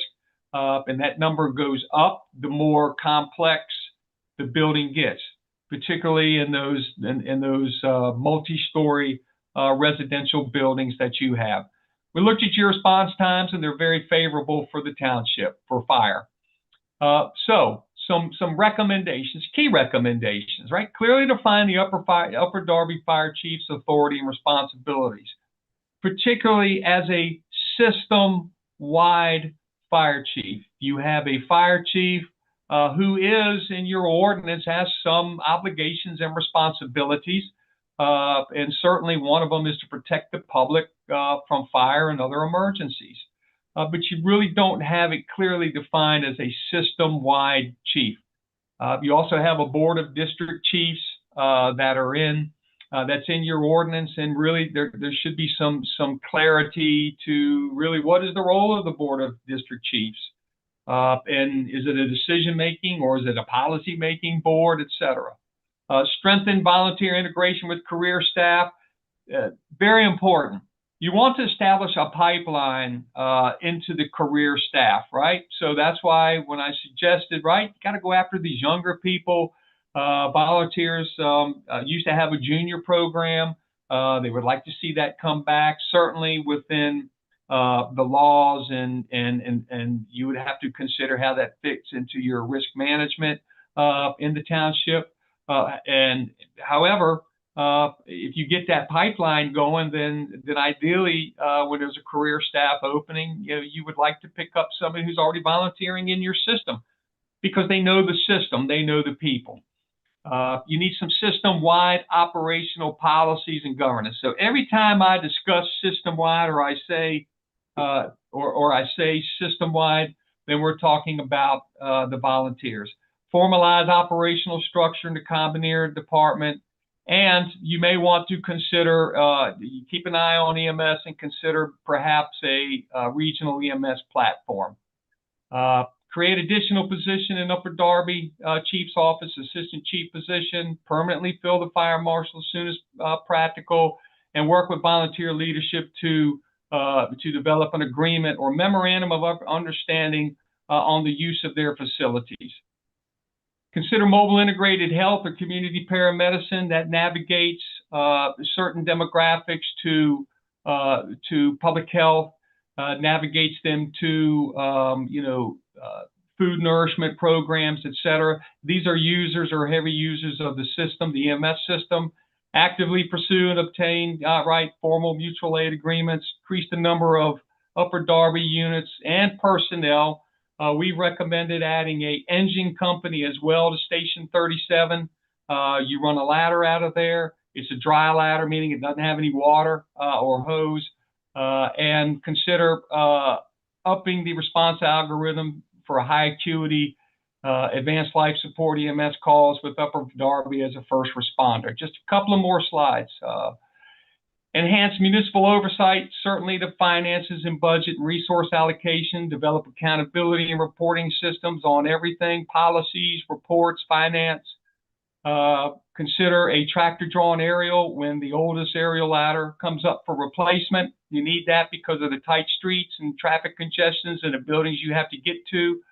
And should the volunteer companies consider merging, limit funding to those companies who vacate their stations and increase funding to companies who might absorb merged stations. If companies 26 and 36 decide to merge, our recommendation is that you procure those stations. If company 37 decides to merge, we do not recommend that station as a purchase. It's very cut up and really not conducive for a municipal based fire department. Our recommendation there is just construct a new 37 if you can find land, or perhaps find a suitable pre-existing building that can be converted for the purpose and put fire admin in there. That is it, Mayor and Council President. That's all I have. Thank you. Are there any further comments from members of council? Just from the council president's perspective, I want to thank CPSM for the study. I would just say, if I'm being honest, in the future, many of us have been on council. A lot of this information we've been aware of. So I start to beg the question on if in the future, was it worth investing in a study like this? And that's something I'll encourage council members to think about, because especially my colleagues that have been here more than one term, this is a lot of the information we've been kind of discussing, but I do appreciate your thoroughness and taking the time to look into this. Are there any other councilors? Councilor Wentz? I'll go last. Yes, thank you very much for that report. I'm wondering if, I think the version of your PowerPoint is not the version that we have. There's a lot of things you had presented this evening that was not included in what we were given. So if there's any way to get your updated version, that would be very handy.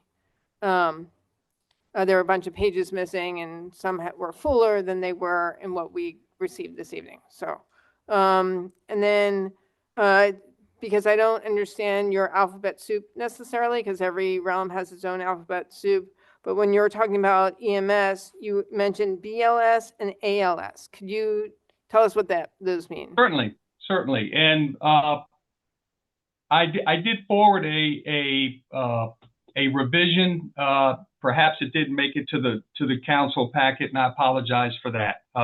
ALS is advanced life support. That is when you have an acute patient and the medic or paramedic on scene or paramedics on scene can deliver certain pharmaceuticals. They start the IVs, put you on an EKG, defibrillate you, zap you. You've seen that on TV or perhaps in person. So that's advanced life support.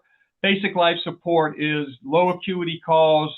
It's nothing life threatening, and so it doesn't require a paramedic.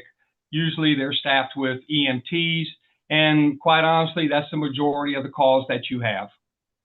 Okay, great. Thank you for that clarification. And when you were talking about the fire company's calls, we do have an unofficial agreement with parts of Darby that didn't, I know there's no formal contract with them, but we do have fire trucks that go there. So just You wanted do. to, We're aware of because that that. wasn't on your list. So Because it's, well, you don't have it as official, and mutual aid or automatic aid when you're crossing jurisdictional lines. The reason why we recommend it the way we do is to provide risk management coverage for the township responding out, and for any units responding in, because there certainly is a lot of liability if you don't have those agreements in place.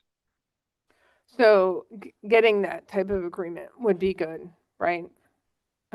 Sorry. I'm just based on what you're saying, that because we don't have a contract with Darby, but we're providing the service, then it creates some funk with our insurance that covers our workers. Like if a firefighter got hurt in Darby taking care of fire, is that a problem by us not having a contract with them like we do with Milburn? Creates ambiguity. Typically, mutual aid or automatic aid agreements.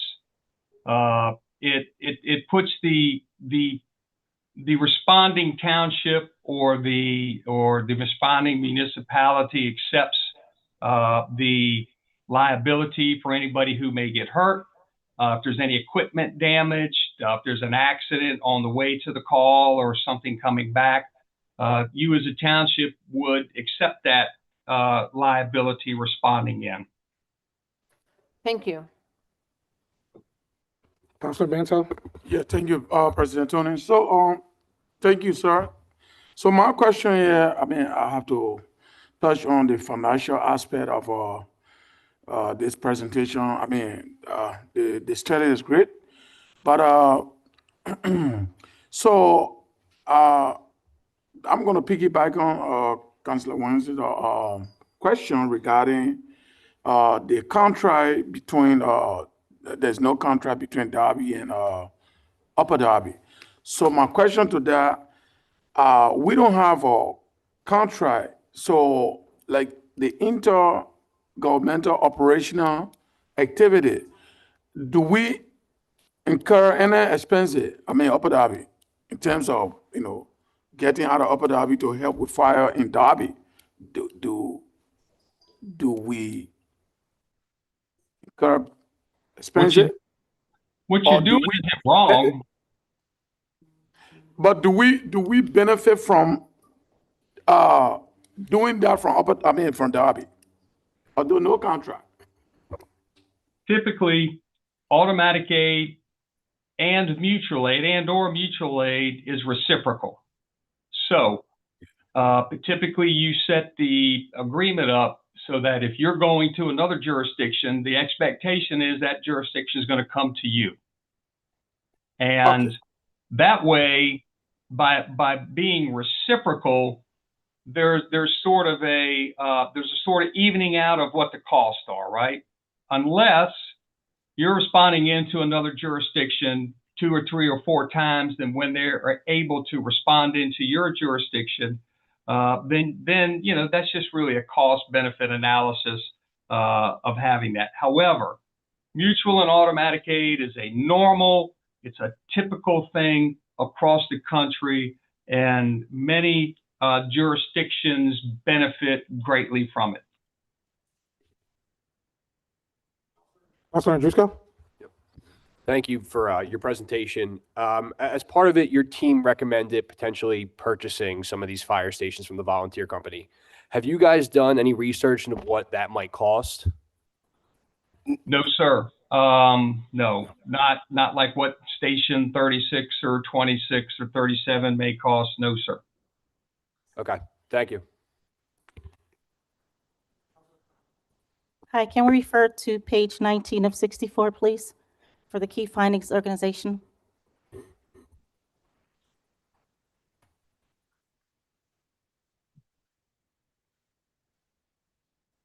On this page, it states that there is a misalignment between the Upper Darby Fire Chief's Office and volunteer companies, a misalignment of overall system-wide leadership, chain of command, no clear direction of the roles of the Upper Darby Chief and volunteer agencies' leadership, significant auxiliary duties assigned to deputy chiefs, no administrative capacity or support in the fire chief's office. Has it any indication of how long this has been existing? Is it last year, 1 year, always? Just I curious. think I am not, I'm just trying to go back through all of our discussions, but I do not think that there was an assistant chief or an assistant to the fire chief in the last 24 months, 36 months, at least. Maybe back to your previous chief, not the interim, but your previous chief. The misalignment really is, and a lot of that is communication. You know, it's a natural thing as a fire chief in a combination system to communicate on a daily basis with your staff. Okay. So the Upper Darby chief has deputy chiefs, but they're assigned to shift work. So there's not like a deputy chief assigned to the office. So when a fire chief goes in every day, the administrative assistant, fire marshal, and the community risk reduction staff member that's there. That's it. So you're talking to your deputies when you see them, right? So they're not there every day, right? Because they're on shift work. And they have all these ancillary duties. So somebody's in charge of fleet, somebody's in charge of maybe uniforms and equipment, and then you have all these things. And so they're working a lot, right, when they're off. They attend meetings when they're off, but the chief doesn't have contact. However, he has contact with at least one every day. There's not that direct contact on a daily, every other day basis with volunteer leadership. Why? Because they're not really part of your staff. It's not looked at as a system, as a true combined system with a single chief above. It speaks to it in your ordinance, and I can find that where it is, and I interpreted that as you have a system-wide chief, but it doesn't say that specifically. The fire chief of Upper Darby is the system-wide chief. Here's how the chain of command works. You have district chiefs, which are like the volunteer chiefs all the way around. And then you have deputy chiefs who are on your staff, and then the rest of the officers, captains, lieutenants, et cetera, as it breaks down. But there is some ambiguity there, and we identified that. And many or most combination systems where you can point to the person, you're going to point to your fire chief, the Upper Darby fire chief, if something happens, because that's a natural thing for a council or a CAO to do. However, it's not clear that chief, your chief, is the system-wide chief, and that's what we recommend, because combination systems excel with that, particularly if you have the right chief in place. Particularly if you have the right chief in place, good communicator, understands their issues, wants to meet with them being the volunteers, pushes that integration together for the survival of the system. You've got 3 career people at each station. Eventually you will go to 4 over the next couple of budgets. You'll have 4 at every station. So that's 16 people. Plus a deputy chief of 17, and then you have 3 to 4 coming out of Station 20 that are volunteers. And that's it. That's why mutual aid is important. Those buildings that I'm talking about, those multi-unit residential buildings, you know, when you look at the NFPA 1710 standard, some of those are high risk, and we've pointed that out in the study. They take a tremendous amount of staff to operate in a working building fire. And there are really compartments in those buildings, but it takes a great amount of staff because you got smoke going up. Mr. Pozo, I appreciate the response, but the 5 minute allotted to that council member has run out, so I have to give other folks a chance. Okay. Vice President Minnick? Yeah, just piggybacking a little bit with Councilor Blackwell, the misalignment that you speak of, is this unique to Upper Darby Township, or do you see this in other municipalities? Not unique at all, sir. We see it frequently when we do combination fire departments, very frequently. Thank you. Council members, Councilor Wentz? Yes, so just going back to the Darby situation, I don't think, please correct me if I'm wrong, it was the Darby situation was not a mutual aid situation, was my understanding. Is that correct? For the parts of Darby that we go there because they don't have fire service of their own. Darby Township, not Darby Borough, right? Darby Township is what you're referring to? Yes. Okay. Yes, that section of Darby that we go to, we're going there because they don't have their own fire service. Is that correct, CAO? So it's not a mutual aid situation for that section of Darby, but it is a situation that I do believe we need to have a contract with. Yes, ma'am. And then I'm also concerned, just as a side note, is while you were working on this study and everything, East Lansdowne Fire Department closed down. Did they reach out, CAO? No, they haven't reached out yet, and I did reach out to their manager to say, hey, I heard that you were reaching out to us, and I'd like to have a conversation with you about what's going on, and I haven't heard from him yet. Okay. And I did reach out to the mayor, my counterpart in East Lansdowne, and we're supposed to be having a conversation tomorrow. Wonderful. Thank you. I just, I'm sorry, Friday. Tomorrow's not Friday. Friday, sorry.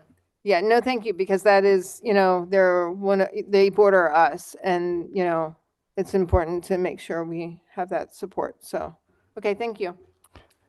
If I can just add one more point, and it'll be very quick. Okay. Two things. On the question of the deputy fire chief, assistant fire chief, that is proposed in this budget that we have before you, because we did recognize the fact that the chief is overwhelmed. The other piece, just for President Tunis's question, the reason we did this study, and when we first came on board, we had extensive conversations with the volunteer associations as well as the paid. There was not a whole lot of trust in that prior study by the volunteer associations, and there was some conversation about them feeling that they weren't adequately included. When I came to council about this, it was, let's do a study that everybody is a part of and everybody signed off on. So we agreed, and they agreed in our meetings with them that they would participate in this process and be engaged in it. And as Joe said, he over-engaged, because my conversation with them is, we want to move this forward. This conversation has been going on for years, and so we want to move it forward. So that's why it was important to do it, so that we can actually have a benchmark that everybody agreed to go forward, and we had that agreement in putting this study out together. Mayor Brown? Yes, I just wanted to thank Mr. Pozell and CPSM for the comprehensive work. It certainly filled in some gaps in my understanding of the fire operation as it relates to Upper Darby. And I think we certainly have to make some important decisions moving forward. I'd be eager to hear from the perspective of the volunteers and the career firefighters on the results of this study to see what their perspective is. So I think that will help frame the how we move forward. But thank you. I really appreciate the work. Yes, sir. Thank you. Thank you, council members. I'll now be, and thank you to CMS and Mr. Joe Pizzo, if I can pronounce that correctly. Thank you. I will now be moving on to the next agenda item. Still request for council to approve resolution 3725, zoning hearing board appointments. Is there a motion on the floor? Motion to approve. Motion made, sorry, a motion made by Councilor McNeely. Is there a second on the floor? Second. Second, so there's a motion and second on the floor. Council members, you received resumes and some LinkedIn information. If there's no questions or concerns, I will now ask for a vote. All in favor? Aye. Aye. Any opposed? Aye. Councilor Silva, is that a yay or a nay? I'm sorry, it was an aye. I Okay, hit the button late. I understand. Okay, so it passes unanimously. The next item on the agenda is our Chief Administrative Officer. The first item is a LSA grant, a local share account grant for the Collinbrook Creek Gabion Retaining Wall Reconstruction Phase 2. Is there a motion on the floor to approve that? Resolution number 3825 to Moved. authorize the application. Blackwell. Motion made by Councilor Blackwell, seconded by Councilor Andrusco, I believe. There's a motion and second on the floor. If there's no further comments or concerns from members of council, all in favor? Aye. Aye. Aye. Any opposed? Okay, the next item on the agenda, based on the amendment and the beginning of the meeting, will be ordinance number 3192, the parking lease agreement with Blue Devil Realty. I'll now ask for a motion to open the public hearing for ordinance number 3192. Make a motion to open the hearing for, Motion made by Secretary. The solicitors? It's not a violation of the Sunshine Act. I'll finish my Mr. Damasi, you don't have the floor. I'm allowed, objection. I did, Mr. and I will Dema- I give, gave the and I will floor- give the details Can I of my give the floor objection. to the solicitors, And I will please? give the details of Mr. my Damasi, you objection. do not have the floor. I will give the details of my objection. I can't, you do not have the floor. This is, It's a Sunshine Act violation. I Understood, am allowed but- to raise that objection at But any he's time. allowed to stand up, I am allowed- tell the details of his And I am objection, allowed to and then he give can the sit details. down. That is correct. Thank you, Pensbury. Under the Sunshine Act, any item that will be of taking official action is required to be on an agenda at least 24 hours prior to the meeting. In the case Coleman versus Parkland, please take note of that. Coleman versus Parkland, the Commonwealth Court upheld that there are very few items that may be added to the agenda after that 24-hour period. And I will read from it. In that case, it was about entering into a contract by the Parkland School District. And it stated, because the CBA became the bargaining agreement they were going to vote on, became ripe for the school board's action within the 24 hours that preceded the meeting, the exception in section 712.1C of the Sunshine Act applied. However, under 712.1C2 of the Sunshine Act, the school board could only take official action if the matter was de minimis in nature and did not involve the expenditure of funds or entering into a contract or agreement by the agency. The district's press release declared that the CBA declared 2.9 salary. They had advertised about it. And then, because the school board's approval of the CBA involved expenditure of significant funds and or entering into a contract without prior public notice, the school board violated section 712.1C of the Sunshine Act. And then, therefore, they remanded it back to the lower court. The Sunshine Act and case law are clear. You may not, especially on entering in for an ordinance, you may not add a public hearing. I had to come because I didn't think there was going to be a public hearing. I didn't prepare anything. It didn't show up. Everybody said there was going to be one. I looked on the agenda. It wasn't there. So I'm not prepared because you never advertised it. You didn't advertise it on the agenda within 24 hours. So just because you haven't defined that you made a mistake afterwards doesn't mean you get to run ramshod over the rights of the residents. Now, I'm sure we'll get a great answer. He's never going to mention Coleman versus Parkland. Thank you, Mr. Damasi. Solicitors? Coleman versus, that case he's citing was something that was added to the agenda and no one had any notice that it was going to go on. Ordinance number 3192 is on the agenda. It was advertised. It was posted. Anyone who had any interest in ordinance number 3192 had adequate notice that it was going to be heard tonight. The only mistake that was made, it was not listed as a public hearing, which it needed to be. That was corrected earlier. But anyone who had any interest in this ordinance had sufficient notice that it was going to be heard this evening. Not if you came to the meeting and saw it wasn't on the agenda. What is this? Just solicitors, like, is everyone? Is going to come to the meeting to speak about it, but she could not come because it was not on here. She said, I'm not going to come if I can't speak about She it. does not have the floor. I'm taking the floor. Ms. Duggan, you do not have the floor. Come on, man. Thank you. So solicitors, this is your first warning, okay? Solicitors, what is the guidance you will be advising council based on this? You can move forward with this tonight. Again, the purpose of the Sunshine Act is so you're not pulling the amendments to the Sunshine Act is that you're not bringing things up that no one had any notice about. And the case cited by the speaker was one where they just added something to the agenda and no one had any notice. Anyone who had any interest in ordinance number 3192 knew it was on the agenda for this evening. You can move forward if you'd like. If you'd like to table it, you can, but you can move forward this evening if you would like. Councilor Andrusko? I guess to that point of tabling it, like, is there urgency to this being passed tonight? Could it be passed the first meeting of December? I mean, second. We've postponed it from October. It's the district that is, the council members not here. So I would want to be cautious of that.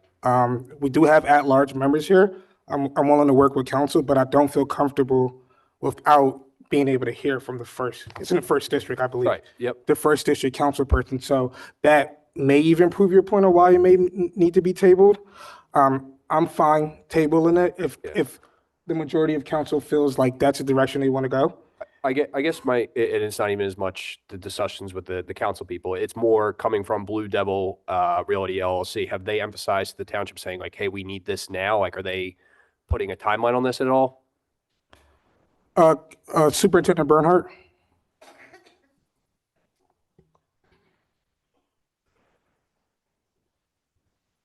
There has been conversation with Blue Devil Realty and myself and the Parking Authority to get it moving as quick as we could. We have been working on this for a period of time. But I'll defer to council. I guess the question is, what are the ramifications of us deferring it until December? I mean, I know you've been talking about it, and I know as you stated, we postponed it, but what are the ramifications if it's not going through tonight and if it's done in December? Are there ramifications? I don't see any serious ramifications if we wait a month. Okay, and I just want to double check, solicitors, if council does decide to table this. I personally think it's fine, but if council members wanted to table it, it's okay. We will be within the charter if we decided to go a different direction than the solicitor's advice. Again, anyone who had interest in this matter had appropriate notice that it was going to be heard. Unfortunately, it wasn't advertised as a public hearing, but it does not change the substance of the action that council is wanting to take. If you, like I said, since there's no urgency, if you want to table it and then it's listed correctly next month, you can certainly do that. Yeah, I think President Tudis, out of an abundance of caution, I would like to make a motion to table this ordinance until next month. Second it. Motion made by Councilor Jusko, seconded by Councilor Wentz. We will be tabling this to the second meeting of December. I I don't have an issue with it. The council member that's here is not able to. President Tunis, there's a motion to table on the floor. There's no discussion on a motion to table. You just need to call the vote, right? Okay, yeah, that's fine. That's fine. I think we should all be united on this. Secretary Billups, if we can just have a roll call vote on the motion to table ordinance 3192. The motion is on the table. The motion is on the floor to table ordinance number 3192 until our first meeting in December. Second meeting. Second meeting, my apologies, second meeting.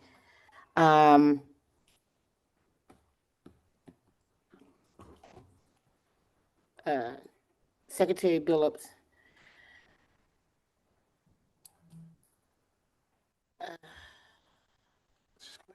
Secretary Billups is I hate talking about myself in the third person, Sorry, Secretary Billups is a yes. Vice President Minnick, No. Councilor Wagner is not here. She's excused. President Tunis, Yes. Councilor Banto, No. Councilor Andrusco, Yes. Councilor Wentz, Yes. Councilor Silva, Yes. Councilor Blackwell. Yes, to table. Thank you. Councilor McNeely. Yes. 1, 2, 3, 4, 5, 6, 7 yes, 1, 2 noes, and 1 excuse. Will be voted on in the second meeting in December. Thank you. We will now be moving to approval of resolution number 4025 to adopt the budget of the 2026 fiscal year. Is there a motion on the floor? Motion. Motion made by Secretary Billups. Is there a second? Second by Councilor Minnick. There's a motion and second on the floor. Questions from members of council? I have a question. I have a question too. So I want to thank the administration. I sent over about like 20 questions. I want to thank the administration for giving me thorough and detailed responses. I just had 1 or 2 follow-up questions. My first question is regarding the health cost savings. There were a lot of health cost savings measures mentioned, like transitioning to a new consultant, introducing the HMO option, and recoding retiree plans.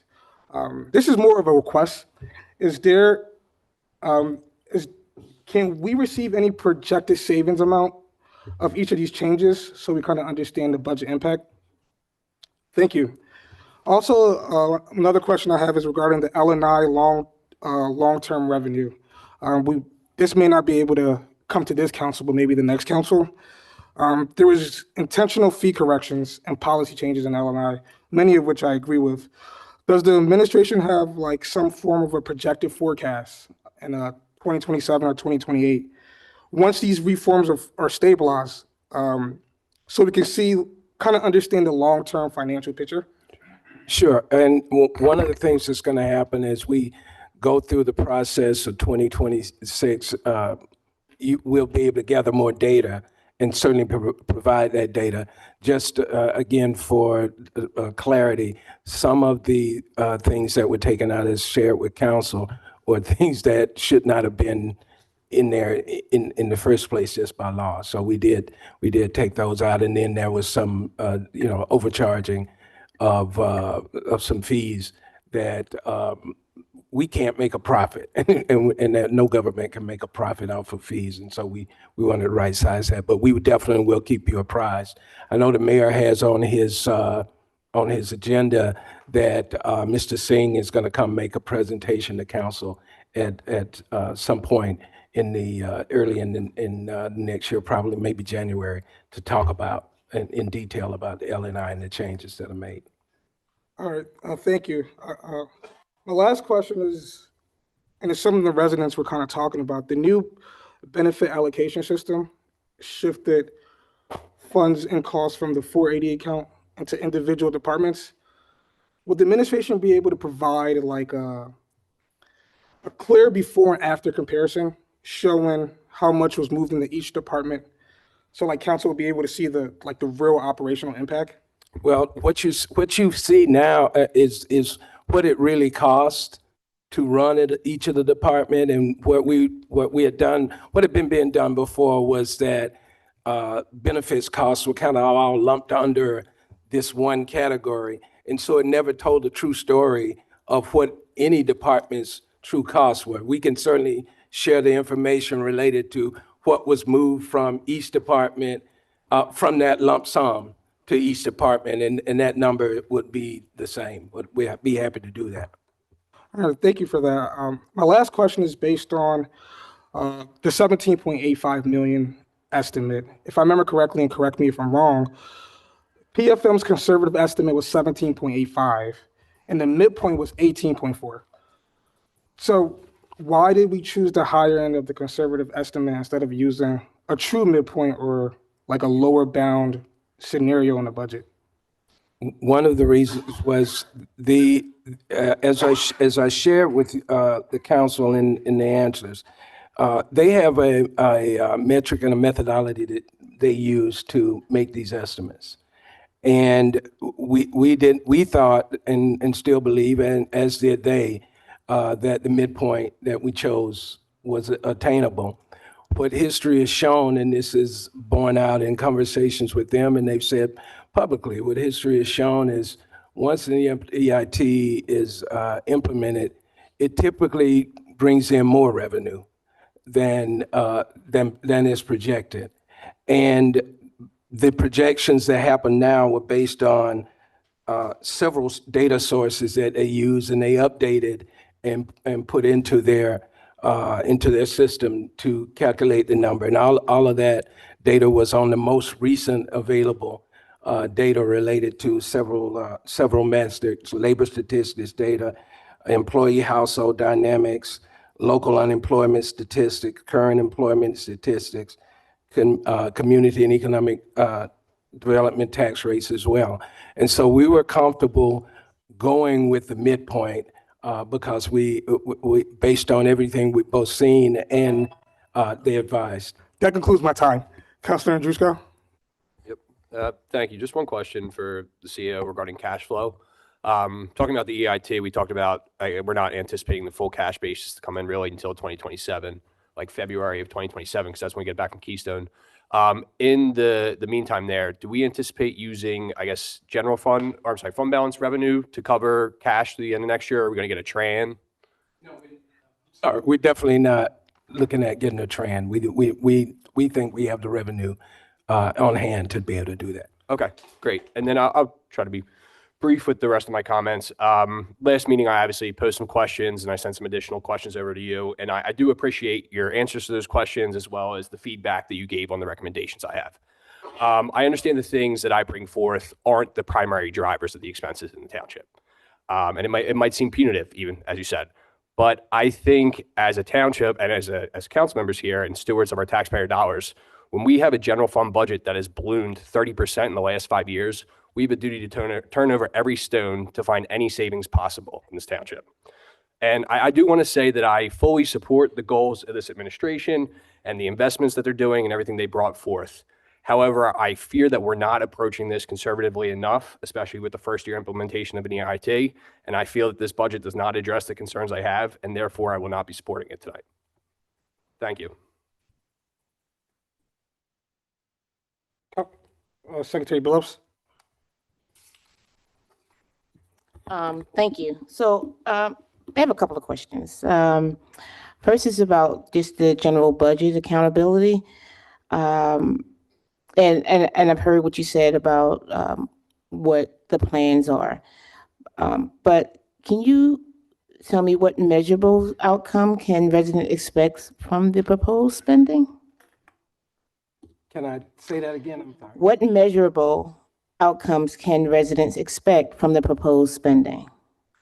Well, This is just about the general budget and accountability. mhm. Well, I think this is a very accountable budget. I think the measurable things that you'll be able to see, I believe over the course of next year, we will see a lowering in certainly in our benefits costs. I think the things that are in the budget, the whole strategy for changing brokers for instance, is a part of reducing operating costs. And I think you'll see that. A lot of the other measurable things you'll see include the fact that in this budget, we are putting an assistant fire chief in this budget as well, because as I said earlier, the fire chief has been overwhelmed. I think somebody helping him and getting greater efficiency, operational efficiency out of the fire department would also happen. We started this year with a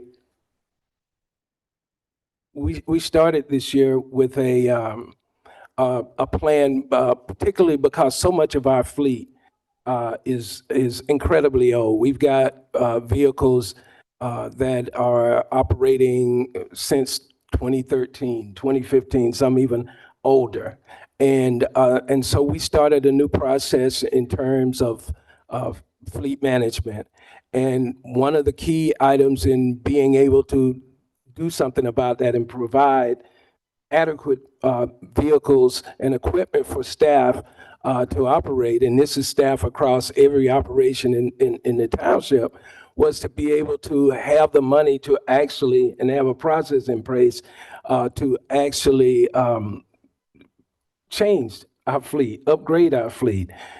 You'll see visible signs of a new website that is as a part of this process. You'll see a lot of operational things. You're going to see some changes in this room, and we started with some funds we had available in the conference rooms because we didn't have the kind of technology where we could have virtual meetings in the building. Other than that, somebody's computer are rolling in a big desk. So you'll see in technology improvements. You'll see things like better vehicles. You'll see an increase in the amount of programming you're going to see in recreation. So there are a number of things, and I would certainly encourage everyone to look again at some of the things that we in the presentations that we made in terms of the items that we said we wanted to bring forth with this budget. Thank you. Those are some possible outcomes. So I only have 1 minute and 19 seconds. So my other question is about cost saving and efficiency. How is the administration reducing duplication or improving efficiency across departments?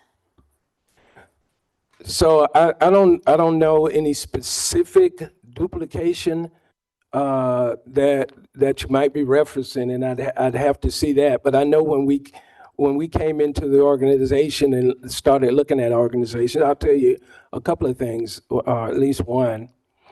So when I got on board, just in the office of the CAO, I inherited a deputy CAO position at a significantly higher salary than I have as far as a special assistant, which is essentially an assistant to the CAO. The deputy CAO I thought was not necessary because I don't need help to manage. What I need is some analytical support into doing that. So we reduce costs there. So I think there are going to be a lot of efficiencies. Sorry. Thank you, CAO. Any councilors before I go on the other?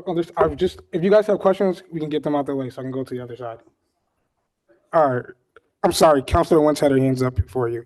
You were after, when you raised your hand, Secretary Billups raised it first, so you were next. I didn't raise my hand. Oh, I apologize, I thought your hand was up. Councilwoman Blackwell did. Yeah, Councilor Blackwell? Thank you so much.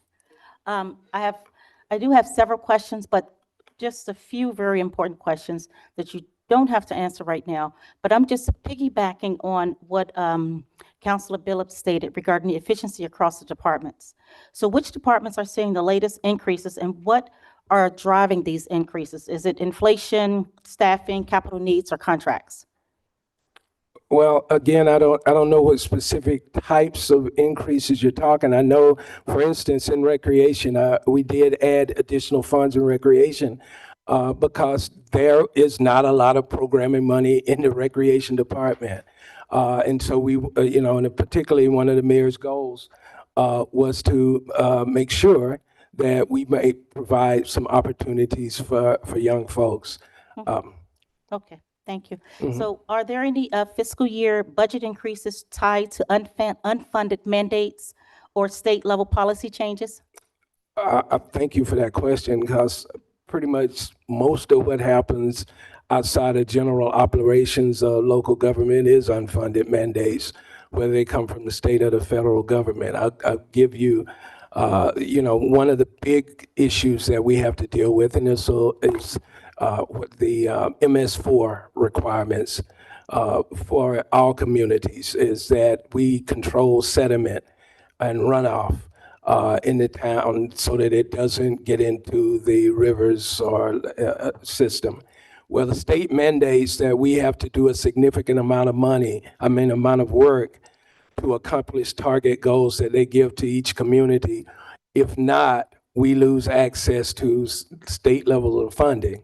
And so, given the fact that the township has the topography and that it does, we have a significant MS4 challenge, and all of that, and I'm talking about multi-million-dollar challenges, is unfunded mandates. Okay, so what are we doing to attract businesses and expand the tax base?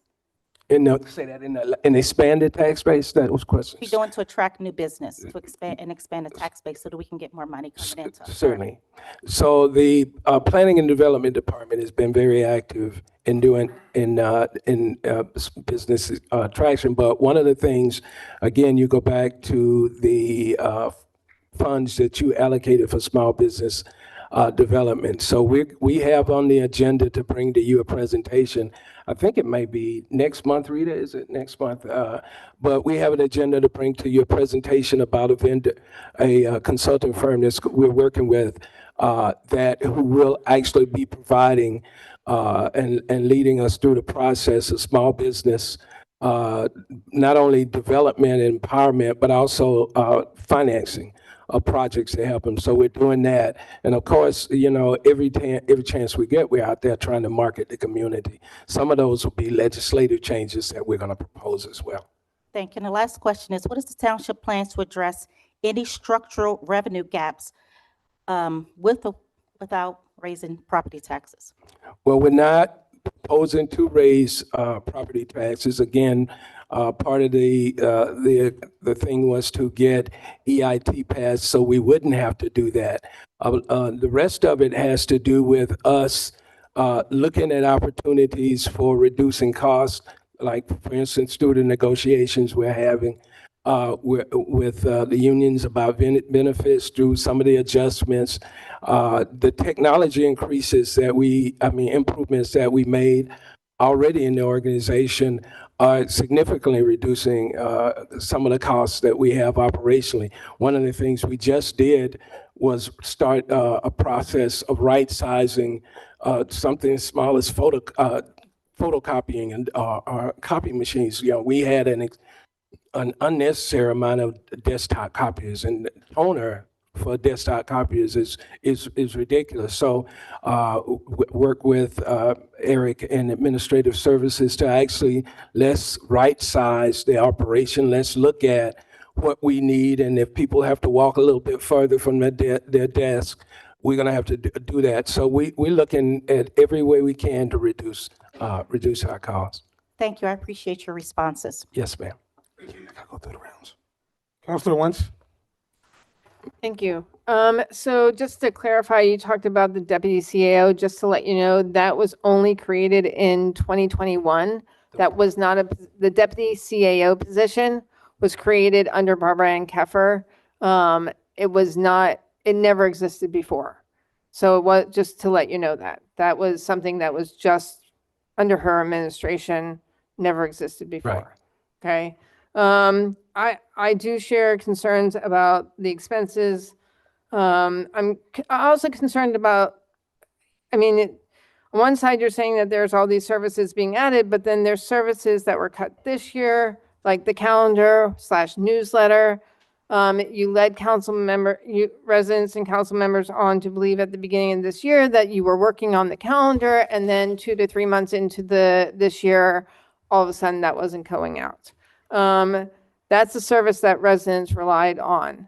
And the fact that I don't believe it's in this budget at all, it had been in existence for many years, like 20 to 30 years, you know? I know I've lived here, so I can confirm it's been here for at least 21 years, because I've lived in a house for 21 years and I always received it. So that's concerning. Not everyone has access to a computer or access to a website or cable TV. I haven't had cable TV since 2020. So, you know, your proposal of a Upper Darby TV channel on cable, it's a great idea, but unfortunately right now, not as many people have cable as they used to. I mean, I had cable for years, but then during COVID, I couldn't afford it, and I still can't afford it. So I never brought it back. So the newsletter/calendar, I mean, Barbara Ann Keffer, former Mayor Keffer, shifted from a calendar to a newsletter to save costs as well as paper, because she's an environmentalist. But at least she sent something out. And the residents do rely on it. And at the doors, that is one of the things I heard about with every single person I talked to. And it's a shame that that's not part of your system, and that is a service that was cut by you. And that's a problem. The residents really do miss it. And it's an easy way to communicate. So I would hope that you would consider restoring that. I am a little concerned about the Shade Tree Commission not being on the budget either. They do a whole lot of work for our community, providing shade where there is none. I know that the tree tenders have picked up a lot of the slack with the tree nursery and everything, but it's not meant to cover all the necessary trees that are really needed within the township. I know that the park department does also cover a lot of that, and that's why the Shade Tree Commission line was in the Parks Department. So that is a concern for me. So I just wanted to share that. Thank you. The mayor did come to me about wanting to have a newsletter, and so that we will have one. He came to me a couple of weeks ago about wanting to have a newsletter. So we're working with the PIO to do that. The other thing was, we did have conversations with the team about, instead of doing a $14,000+ mailing, in terms of the calendar, we're looking at other options to do that. One of the things that I put on the table for a note to have a conversation with is there a way, for instance, that as we go out, like with trash delivery, is there a way to have a little bag that we can drop on the toters that has a simplified version that's not a multi-page version, but a simplified version? Because one of the things, I came to find out is that there are a few days every year that there's a change in the calendar. And really, if we notify here the changes and not the whole calendar, everybody's comfortable with that. I just want to say that's why former Mayor Keffer did it every 6 months, so that she had a more accurate calendar for the end of the year, just to let you know. Thank you. Any members that haven't spoken? Councilor Banto? Yeah, so, thank you, President Tony. I have a question, but before that, I want to quickly touch on something regarding the budget. So since the budget was given to council, I went through it, sat down, read line by line, and look at every line items. Pretty much, if you put the revenue against the expenditure, you realize a couple of the revenue focus specifically on taxes, a lot.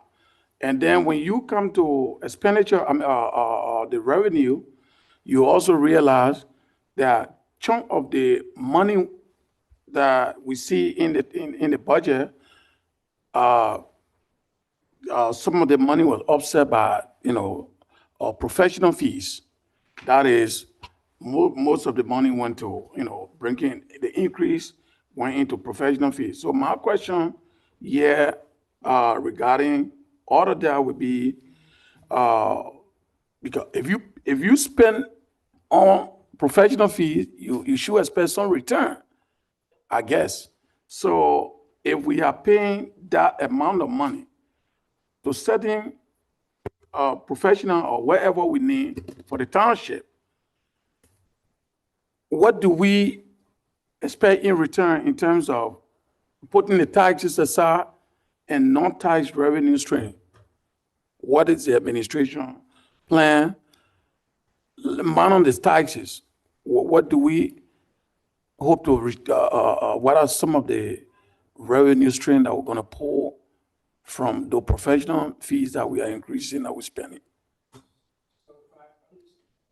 So if I understand correctly, what you're asking is, what is the return on investment in terms of professional fees? So when I say professional fees, and this not personal, it's not personal, but I will Go ahead. set example, for example, on the LNI director or the CAO. Now, we brought the CAO as a well-qualified man for this job, and same thing with the LNI. Now, outside of us just focusing generating revenue on taxes, what are your strategies to bring in other revenue that are non-tax or strain?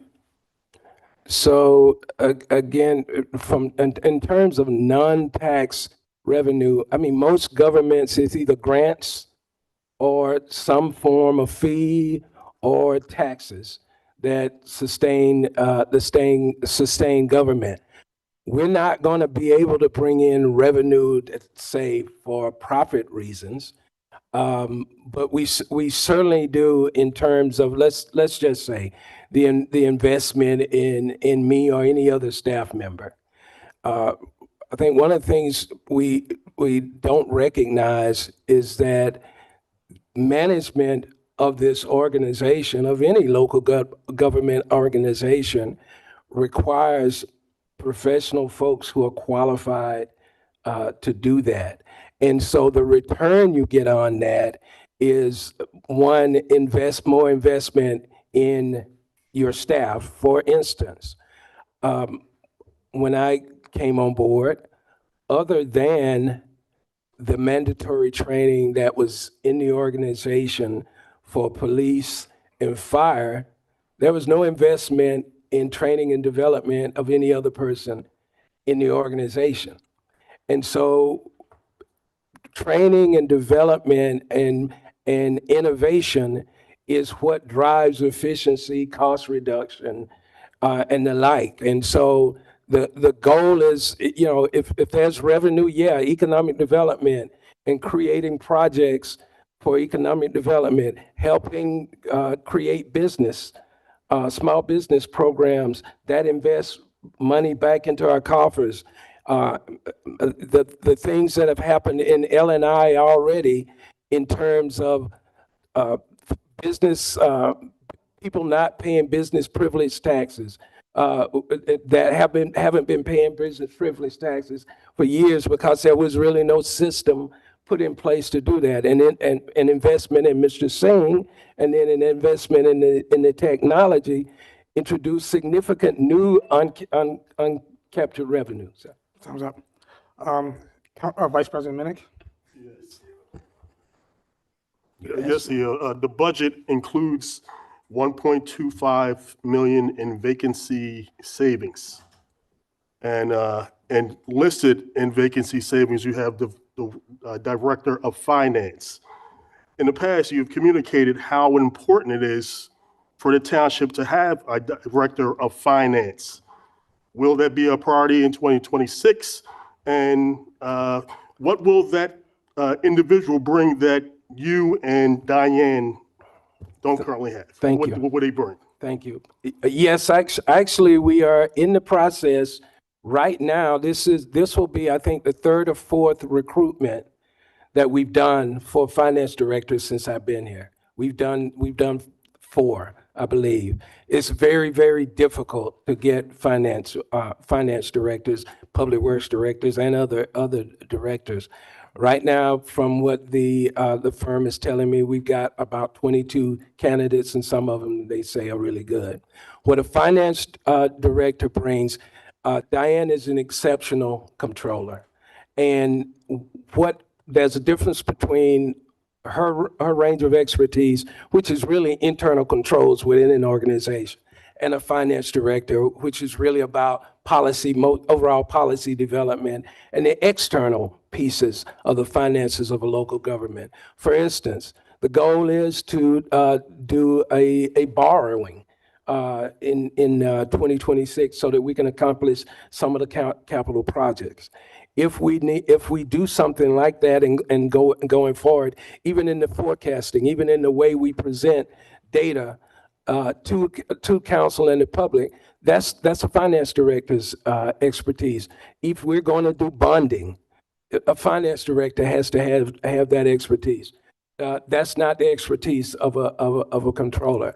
So putting policies in place, evaluating, the operations of the government. Diane and I have been working very closely, very diligently with at least weekly meetings as we've made changes to how things work in the organization. But that's still a lot to do, and she's overwhelmed in terms of running both the finance director part of it and the controller part.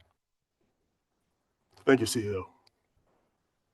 Councilor McNeely, you haven't spoken. No. Councilor Silva, any questions, I'll come to you next.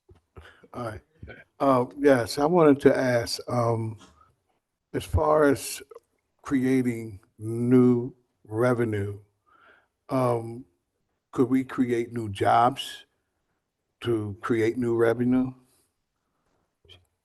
Yeah, certainly. Part of, like with the small business development program, if we help small businesses develop, and if they grow and thrive, they create new jobs. If we are successful, and that part of it was the ULI study, for instance, that we did several months back.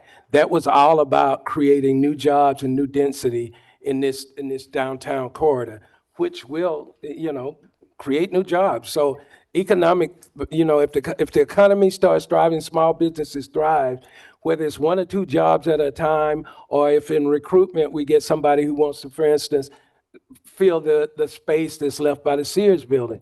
Those are jobs that are created. But part of the conversation with you guys is going to have to be because communities, particular urban communities like ours, have to compete with more affluent communities. And so we have to look at and think about what kind of ways you can incentivize businesses, big job creators to come in. Those are the conversations. But it's all in new jobs. Is all about economic development, job recruitment, and also creating these kinds of things that make the place more desirable for people to live. Yeah, well, I was more or less speaking about the borough creating new jobs within the borough. We're not going to create jobs just for the sake of creating them. One of the things that we certainly do is look at again, even the possibility. When you look at technology and all of those things, how do we do it more efficiently? And it's not necessarily new jobs. Now, I will say this, and what's borne out, for instance, in that report, that Joe talked about, we're gonna have to add to the fire department in a gradual sort of way. And we've been in discussions with the IAFF about that, and I support that. I think it's necessary for public safety. I know the mayor's initiatives, as is many council members, is looking at additional people in the police force. And so those kind of things that we're gonna do. As the people retire and as out of the organization, we certainly want to welcome new people into the organization, but only if it's sustainable. Real quick, Councilor McNeely, Mayor Brown has a. I just want to say, the goal is not to grow our township and to grow our government, right? The goal is to, increase our economic development and then figure out ways to provide relief for our taxpayers. So we're not looking to add people to the township. We want our government, we want our workforce to be right size, right? We don't want one person more than what we need to actually do the job efficiently. So I just want to state for the record, that's not the goal, to grow our government, to create jobs for the township. We want to make sure we have the people that we need to do the jobs and figure out how we're going to provide relief for our constituents and taxpayers. Well, I guess I was looking at it like, okay, if we was able to, say, employ people in jobs that would create more funding, that we could bring funding in that way.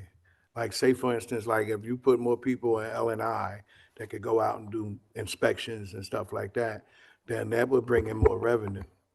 And that would also bring in, the job would eventually pay for itself, is what I'm saying. And you're on the right track in terms of the goal, but we think the things that we're doing in terms of technology, that's going to occur. We're going to be able to create more revenue. Thank you. Councilor Silva, you're the only one that hasn't asked a question. Just want to double check if you have anything you wanted to ask. No, I'm okay at this time. Thank you. Thank you. Councilor Andrusko? Yeah, just one additional question for the administration, and I apologize, I should have asked this earlier in the process. But has there been any conversation with the school district to see if they have any intention to go after a portion of the EIT funds? They have not communicated that to me. I mean, I talk to them occasionally and frequently about different things because, as you know, there's overlap in what we do and what they do, but they have not mentioned that there any intention to do that. Okay, and I believe the process is that has to be done at a referendum, which I guess would be the second election next year. Well, not the primary, but obviously the general. I guess if that were to be the case, obviously they haven't communicated that. Do we have any sort of plan in place for what we would do at that time? Yeah, but typically when you see revenue losses, and if we know that there's a likelihood to do that, we start adjusting our operation and our spending accordingly. I mean, projects that we might think that we think we want to do, particularly capital projects, might have to go on the back burner if it's going to impact revenue. And if that were something that was passed via referendum, would they obtain back taxes on that for everything that's been collected? No, only there forward. Going forward. Got it. Thank you. Councilor Wentz? Thank you. So as far as the finance director is concerned, a finance director is actually a position that's named in our home rule charter and our administrative code. Controller is not named anywhere. Finance director is also an individual that is approved by council as per the home rule charter. So the aspect that we have not had a finance director for a long time, for a couple of years, is a violation of the home rule charter and administrative code. So there is that aspect on the need to find the finance director. I know that Diane has done a great job of filling in that void as controller, but technically the role of controller is not mentioned anywhere in the home rule charter or the administrative code, but finance director is. So that's just something to point out. And just abstract, I know that you had an event on the small businesses, and you were going to create a small business hub. Did that hub ever happen? You're going to get that presentation. That was the one I was alluding earlier about the small business program. That presentation, I believe is December, but I can't remember right off the top of my head. So it's still in motion. Yes, yes. Okay, great. And then Yeah, I think that was it. I just needed clarification on that. Thank you. Thank you. That concludes questions and comments from members of council. Mayor Brown? Okay, yeah, real quick, I just want to circle back to a few things that Councilwoman Wynn said. You mentioned your concerns about the Shade Tree Commission and those groups. I will always support the Shade Tree Commission, the Environmental Advisory Board, and the tree tenders. So I'm not sure, I guess Diane or CAO Jones can speak to where the line item is, in the budget, but that's something that I'm stating for the record, for the public, that we will always support those groups, those entities, and the work that they do to beautify Upper Darby. Okay. The other thing is the finance director. You mentioned we're in violation of the Home Rule Charter because that position is mentioned, and we don't have one. Since that gentleman was hired, we've been trying to get a finance director, right? I think he said this is the multiple iterations of us trying to do interviews and reach out to try to fill that. So we're not delinquent. We're trying to get one, and I think he did a great job of explaining the difference and the distinction between the controller's responsibilities and the finance director's responsibilities. So we want one. We're aggressively trying to do that. So, that just wanted to make sure I stated that. We know, and we're trying. We've been trying to do that. Thank you, councilors. CAO Jones, I want to thank you for individually and giving everyone some detailed responses. There's no further comments or questions on this agenda. On the budget for the 2026 fiscal year. Secretary Billups, can we please have a roll call vote? I'm sorry. I thought the motion opened up the discussion. Yeah. Yeah, there was a motion and a second. All good. You just trying to make sure I'm on point. I appreciate it. Secretary Billups, can you please have a roll call? Secretary Billups is a yes. Vice President Minnick? Yes. Councilor Wagner is excused. President Tunis? Yes. Councilor Banto? Yes. Councilor Andrusco? No. Councilor Wentz? No. Councilor Silva?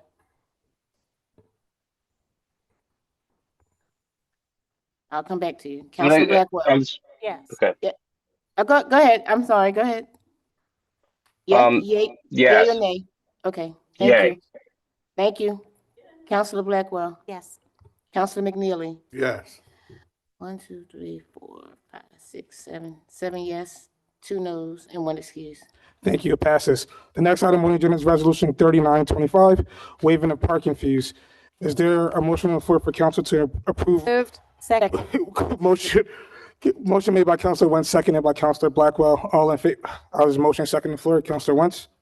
Yes, I would like to amend it to add the Shade Tree Commission meeting and the Environmental Advisory Committee, because they are actual meeting. They're regularly scheduled meetings throughout our. I believe, doesn't the resolution state, This is all township business. all township business and whatever the mayor, Yeah. Yeah, but that's Seems pretty essential. abstract. These are actual meetings that are on the calendar. Have scheduled meetings that are advertised. Understood. On the resolution, it covers township council, zoning hearing board, planning commission, such other times for other township-related businesses as determined appropriate by the mayor or chief administrative officer. Right, that's rather vague as far as these are commissions that already exist and have regularly scheduled meetings throughout the year. They are included in the advertisement at the beginning of the year of the fact these meetings existed. So if they're not listed in this in this resolution, then yes, Mayor Brown supports it, but if there's another mayor, they may not support it. So I just would like to have them actually acknowledged on the That's fine. resolution. I'm not disagreeing with you. Please restate the amendment. Amend that the Shade Tree Commission and Environmental Advisory Committee be added to the list under the therefore be it resolved, number 1, parking fee waiver on the list under Planning Commission meeting. Got it. Is there a second on that amendment? Second. Seconded by Councilor Billups. There's a amendment and second on the floor. Is there any questions from members of council?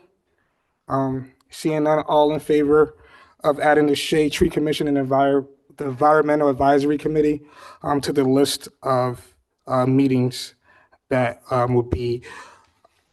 would not have, sorry, I'm trying to figure out how to word this. Can we add, is everyone okay adding those two? Yes. Yes. Minutes? All right, all in Yes. favor? Aye. Aye. Aye. Any opposed? All right, sorry about that. It was a little tongue twister. All right, so if there's a motion on the floor, Councilor Wentz amendment was accepted. Thank you. Is there any further comments or questions from members of council? Seeing none, all in favor of resolution number 3925 As with the amended. amendments, the amendments stated by Councilor Wentz adding the Shade Tree Commission and Environmental Advisory Committee. All in favor? Aye. Aye. Aye. Any opposed? Seeing none, thank you. The next item on the agenda is President of Council. Is there a motion on the floor for council to approve and advertise the 2026 council meeting schedule? So Motion. moved. Blackwell? Motion made by Secretary Billups, seconded by Councilor Blackwell. There's a motion and second on the floor. There's no further questions from members of council. All in favor? Aye. Aye. Thank you. It passes unanimously. The next item on the agenda is nominations to fill the second district vacancy.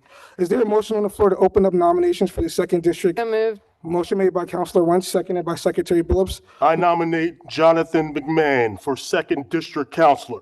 I second. There's a motion. Wait, okay. There's one nomination on the floor. It doesn't need a second. There's a nomination on the floor. Is there any other nominations? Is there any other nominations? Is there any other nominations? Seeing none? I will now ask for a motion to close nominations. So moved. Second. Okay. I'm sorry, I apologize. All in favor of Mr. John McMahon to fill the second district vacancy? Aye. Aye. Any opposed? No, it passes unanimously. Now we have to vote on the resolution to approve the appointment of the second district council member. A request for council to approve resolution number 4125, approving the appointment of Mr. John McMahon as a second district council member. So moved. Motion made by Councilor Wentz. Is there a second? Seconded by Councilor McNeely. There's a motion and second on the floor. There's no further discussion from members of council. I will now ask all in favor? Aye. Aye. Any Aye. opposed? Seeing none. Mr. John McMahon is now the second district council person, and he will be sworn in by our Honorable Mayor Ed Brown. Yes. I'm sorry, guys, it's late. Yes, sir. So, Mr. McMahon, you can come right up.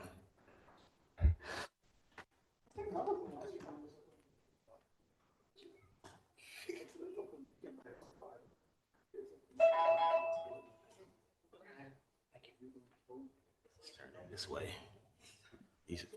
Actually this way.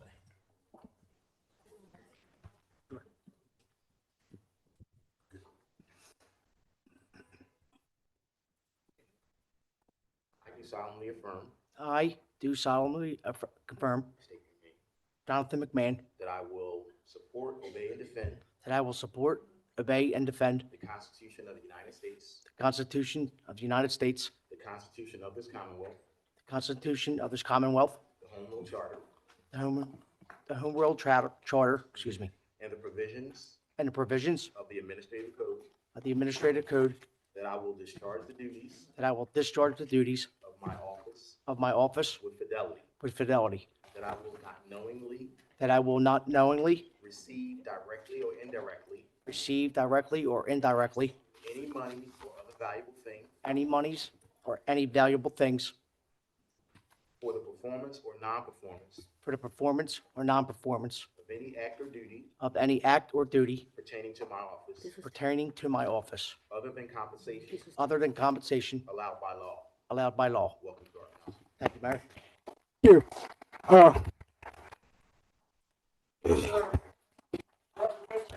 Yes, welcome, Mr. McMahon. I believe you have to see the clerk. Oh, after the meeting, you can have a seat. Yeah, you can have a seat next to Mr. Andruska. Councilor Andruska, I apologize. Yeah. Thank you.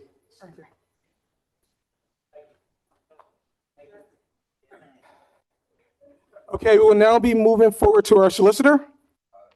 Nothing to report this evening. Thank you. Is there any, okay, any questions or comments or for the solicitor? I believe Mayor Brown has one. I just wanted to thank our solicitors, Lauren and Michael, for your, we've asked you a couple of questions and consulted you on recent matters. So I just wanted to thank you for your comprehensive, well thought out answers. You always are very responsive and thorough in your answers, and that's greatly appreciated by me. I'm sure by all of council, but thank you for that. I just wanted to state that for the record. Thank you, Mayor. Thank you. I would certainly second that. With that being said, if there's no questions for the solicitor, is there any old business? Councilor Wentz? Thank you. I just wanted to thank everyone who came out to celebrate Veterans Day with all of our posts. I wanted to thank the Upper Darby American Legion Post 214 for the services they had, the ceremony and services they had, and everyone who came out to that, as well as the Marine Corps League, Upper Darby Marine Corps League. We're celebrating their 250th birthday, as well as taking part in a variety of events. And then also Archer Epler, VFW American Legion Post 979 had an event in the evening. And also some of them took part in the event at Gariford Elementary School during the day. So I just wanted to thank everyone who has come out to support our veterans. Please continue to do so. And thank you. Thank you, Councilor Wentz, and also thank you for giving all of council the information regarding the events. If there's no further old business, sorry, Councilor Andrusko. No. If there's no further old business, I'll now move to new business. Councilor Andrusko? Yeah. Question, I guess, for the CAO regarding trash pickup.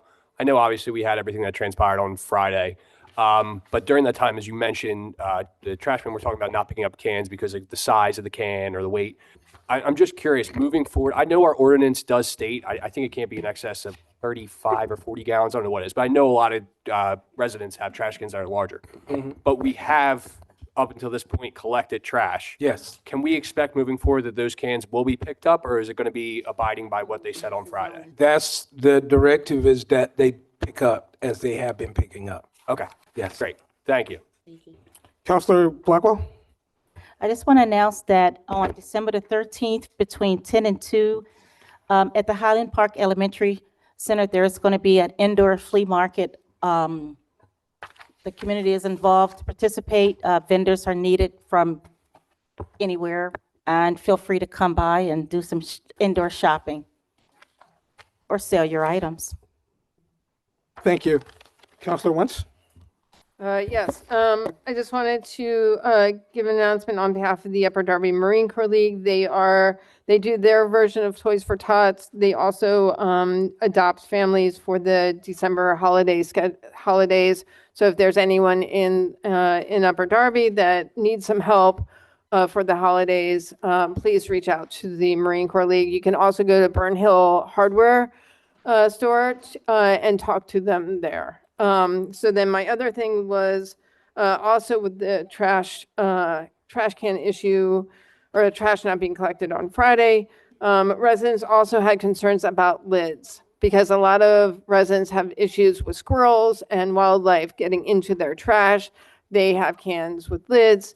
So it's been that question of, will that be a problem? They're concerned about opening the lids and then wildlife getting in, and then the trash is all over the place when it's knocked over. I know in terms of the work slowdown, that issue did come up, but it hasn't come up with a whole lot of details. We're investigating that. One of the things that obviously we're going to have a conversation about is the authority of the township in terms of directing the work and making sure that employees do the work according to what the township directs them to do. We did have a recent class this year for all of the laborers who pick up trash on how to safely do all of the things in terms of lids, in terms of reaching in cans. And so as I go through this investigation, I'll report back to council in terms of what happened. But I do not expect that we shouldn't be having this situation. We're dealing with it. Thank you. Councilor Wentz, I think Mayor Brown. I just has wanted to something say, thank you. There's no easy answers to it, right? Because I've lost many lids, trying to protect my trash and to keep, wildlife out of it. But then sometimes I've lost it when the trash pick it up. Like sometimes they'll just throw my trash and take the lid with them. So then I come back and I just have a trash can with no lid. Now I have a trash can that has a lid that doesn't come off. It's attached to it, and I seem to have better luck with that. But there's no easy answer. Some are more careful than others with how they treat it. So. Right, no, I understand. I mean, I have a whole lot of cans that are open, but I don't have food in them, and I have one can that has a lid that you take off, that any perishables are in. So I understand. Residents had been asking, so I wanted to make sure I asked the question. Thank you. Thank you. If there's no further new business, I'll now ask for a motion to adjourn. Motion to adjourn. Second. All in favor? Aye. Thank you. Everyone have a good night and a great holiday.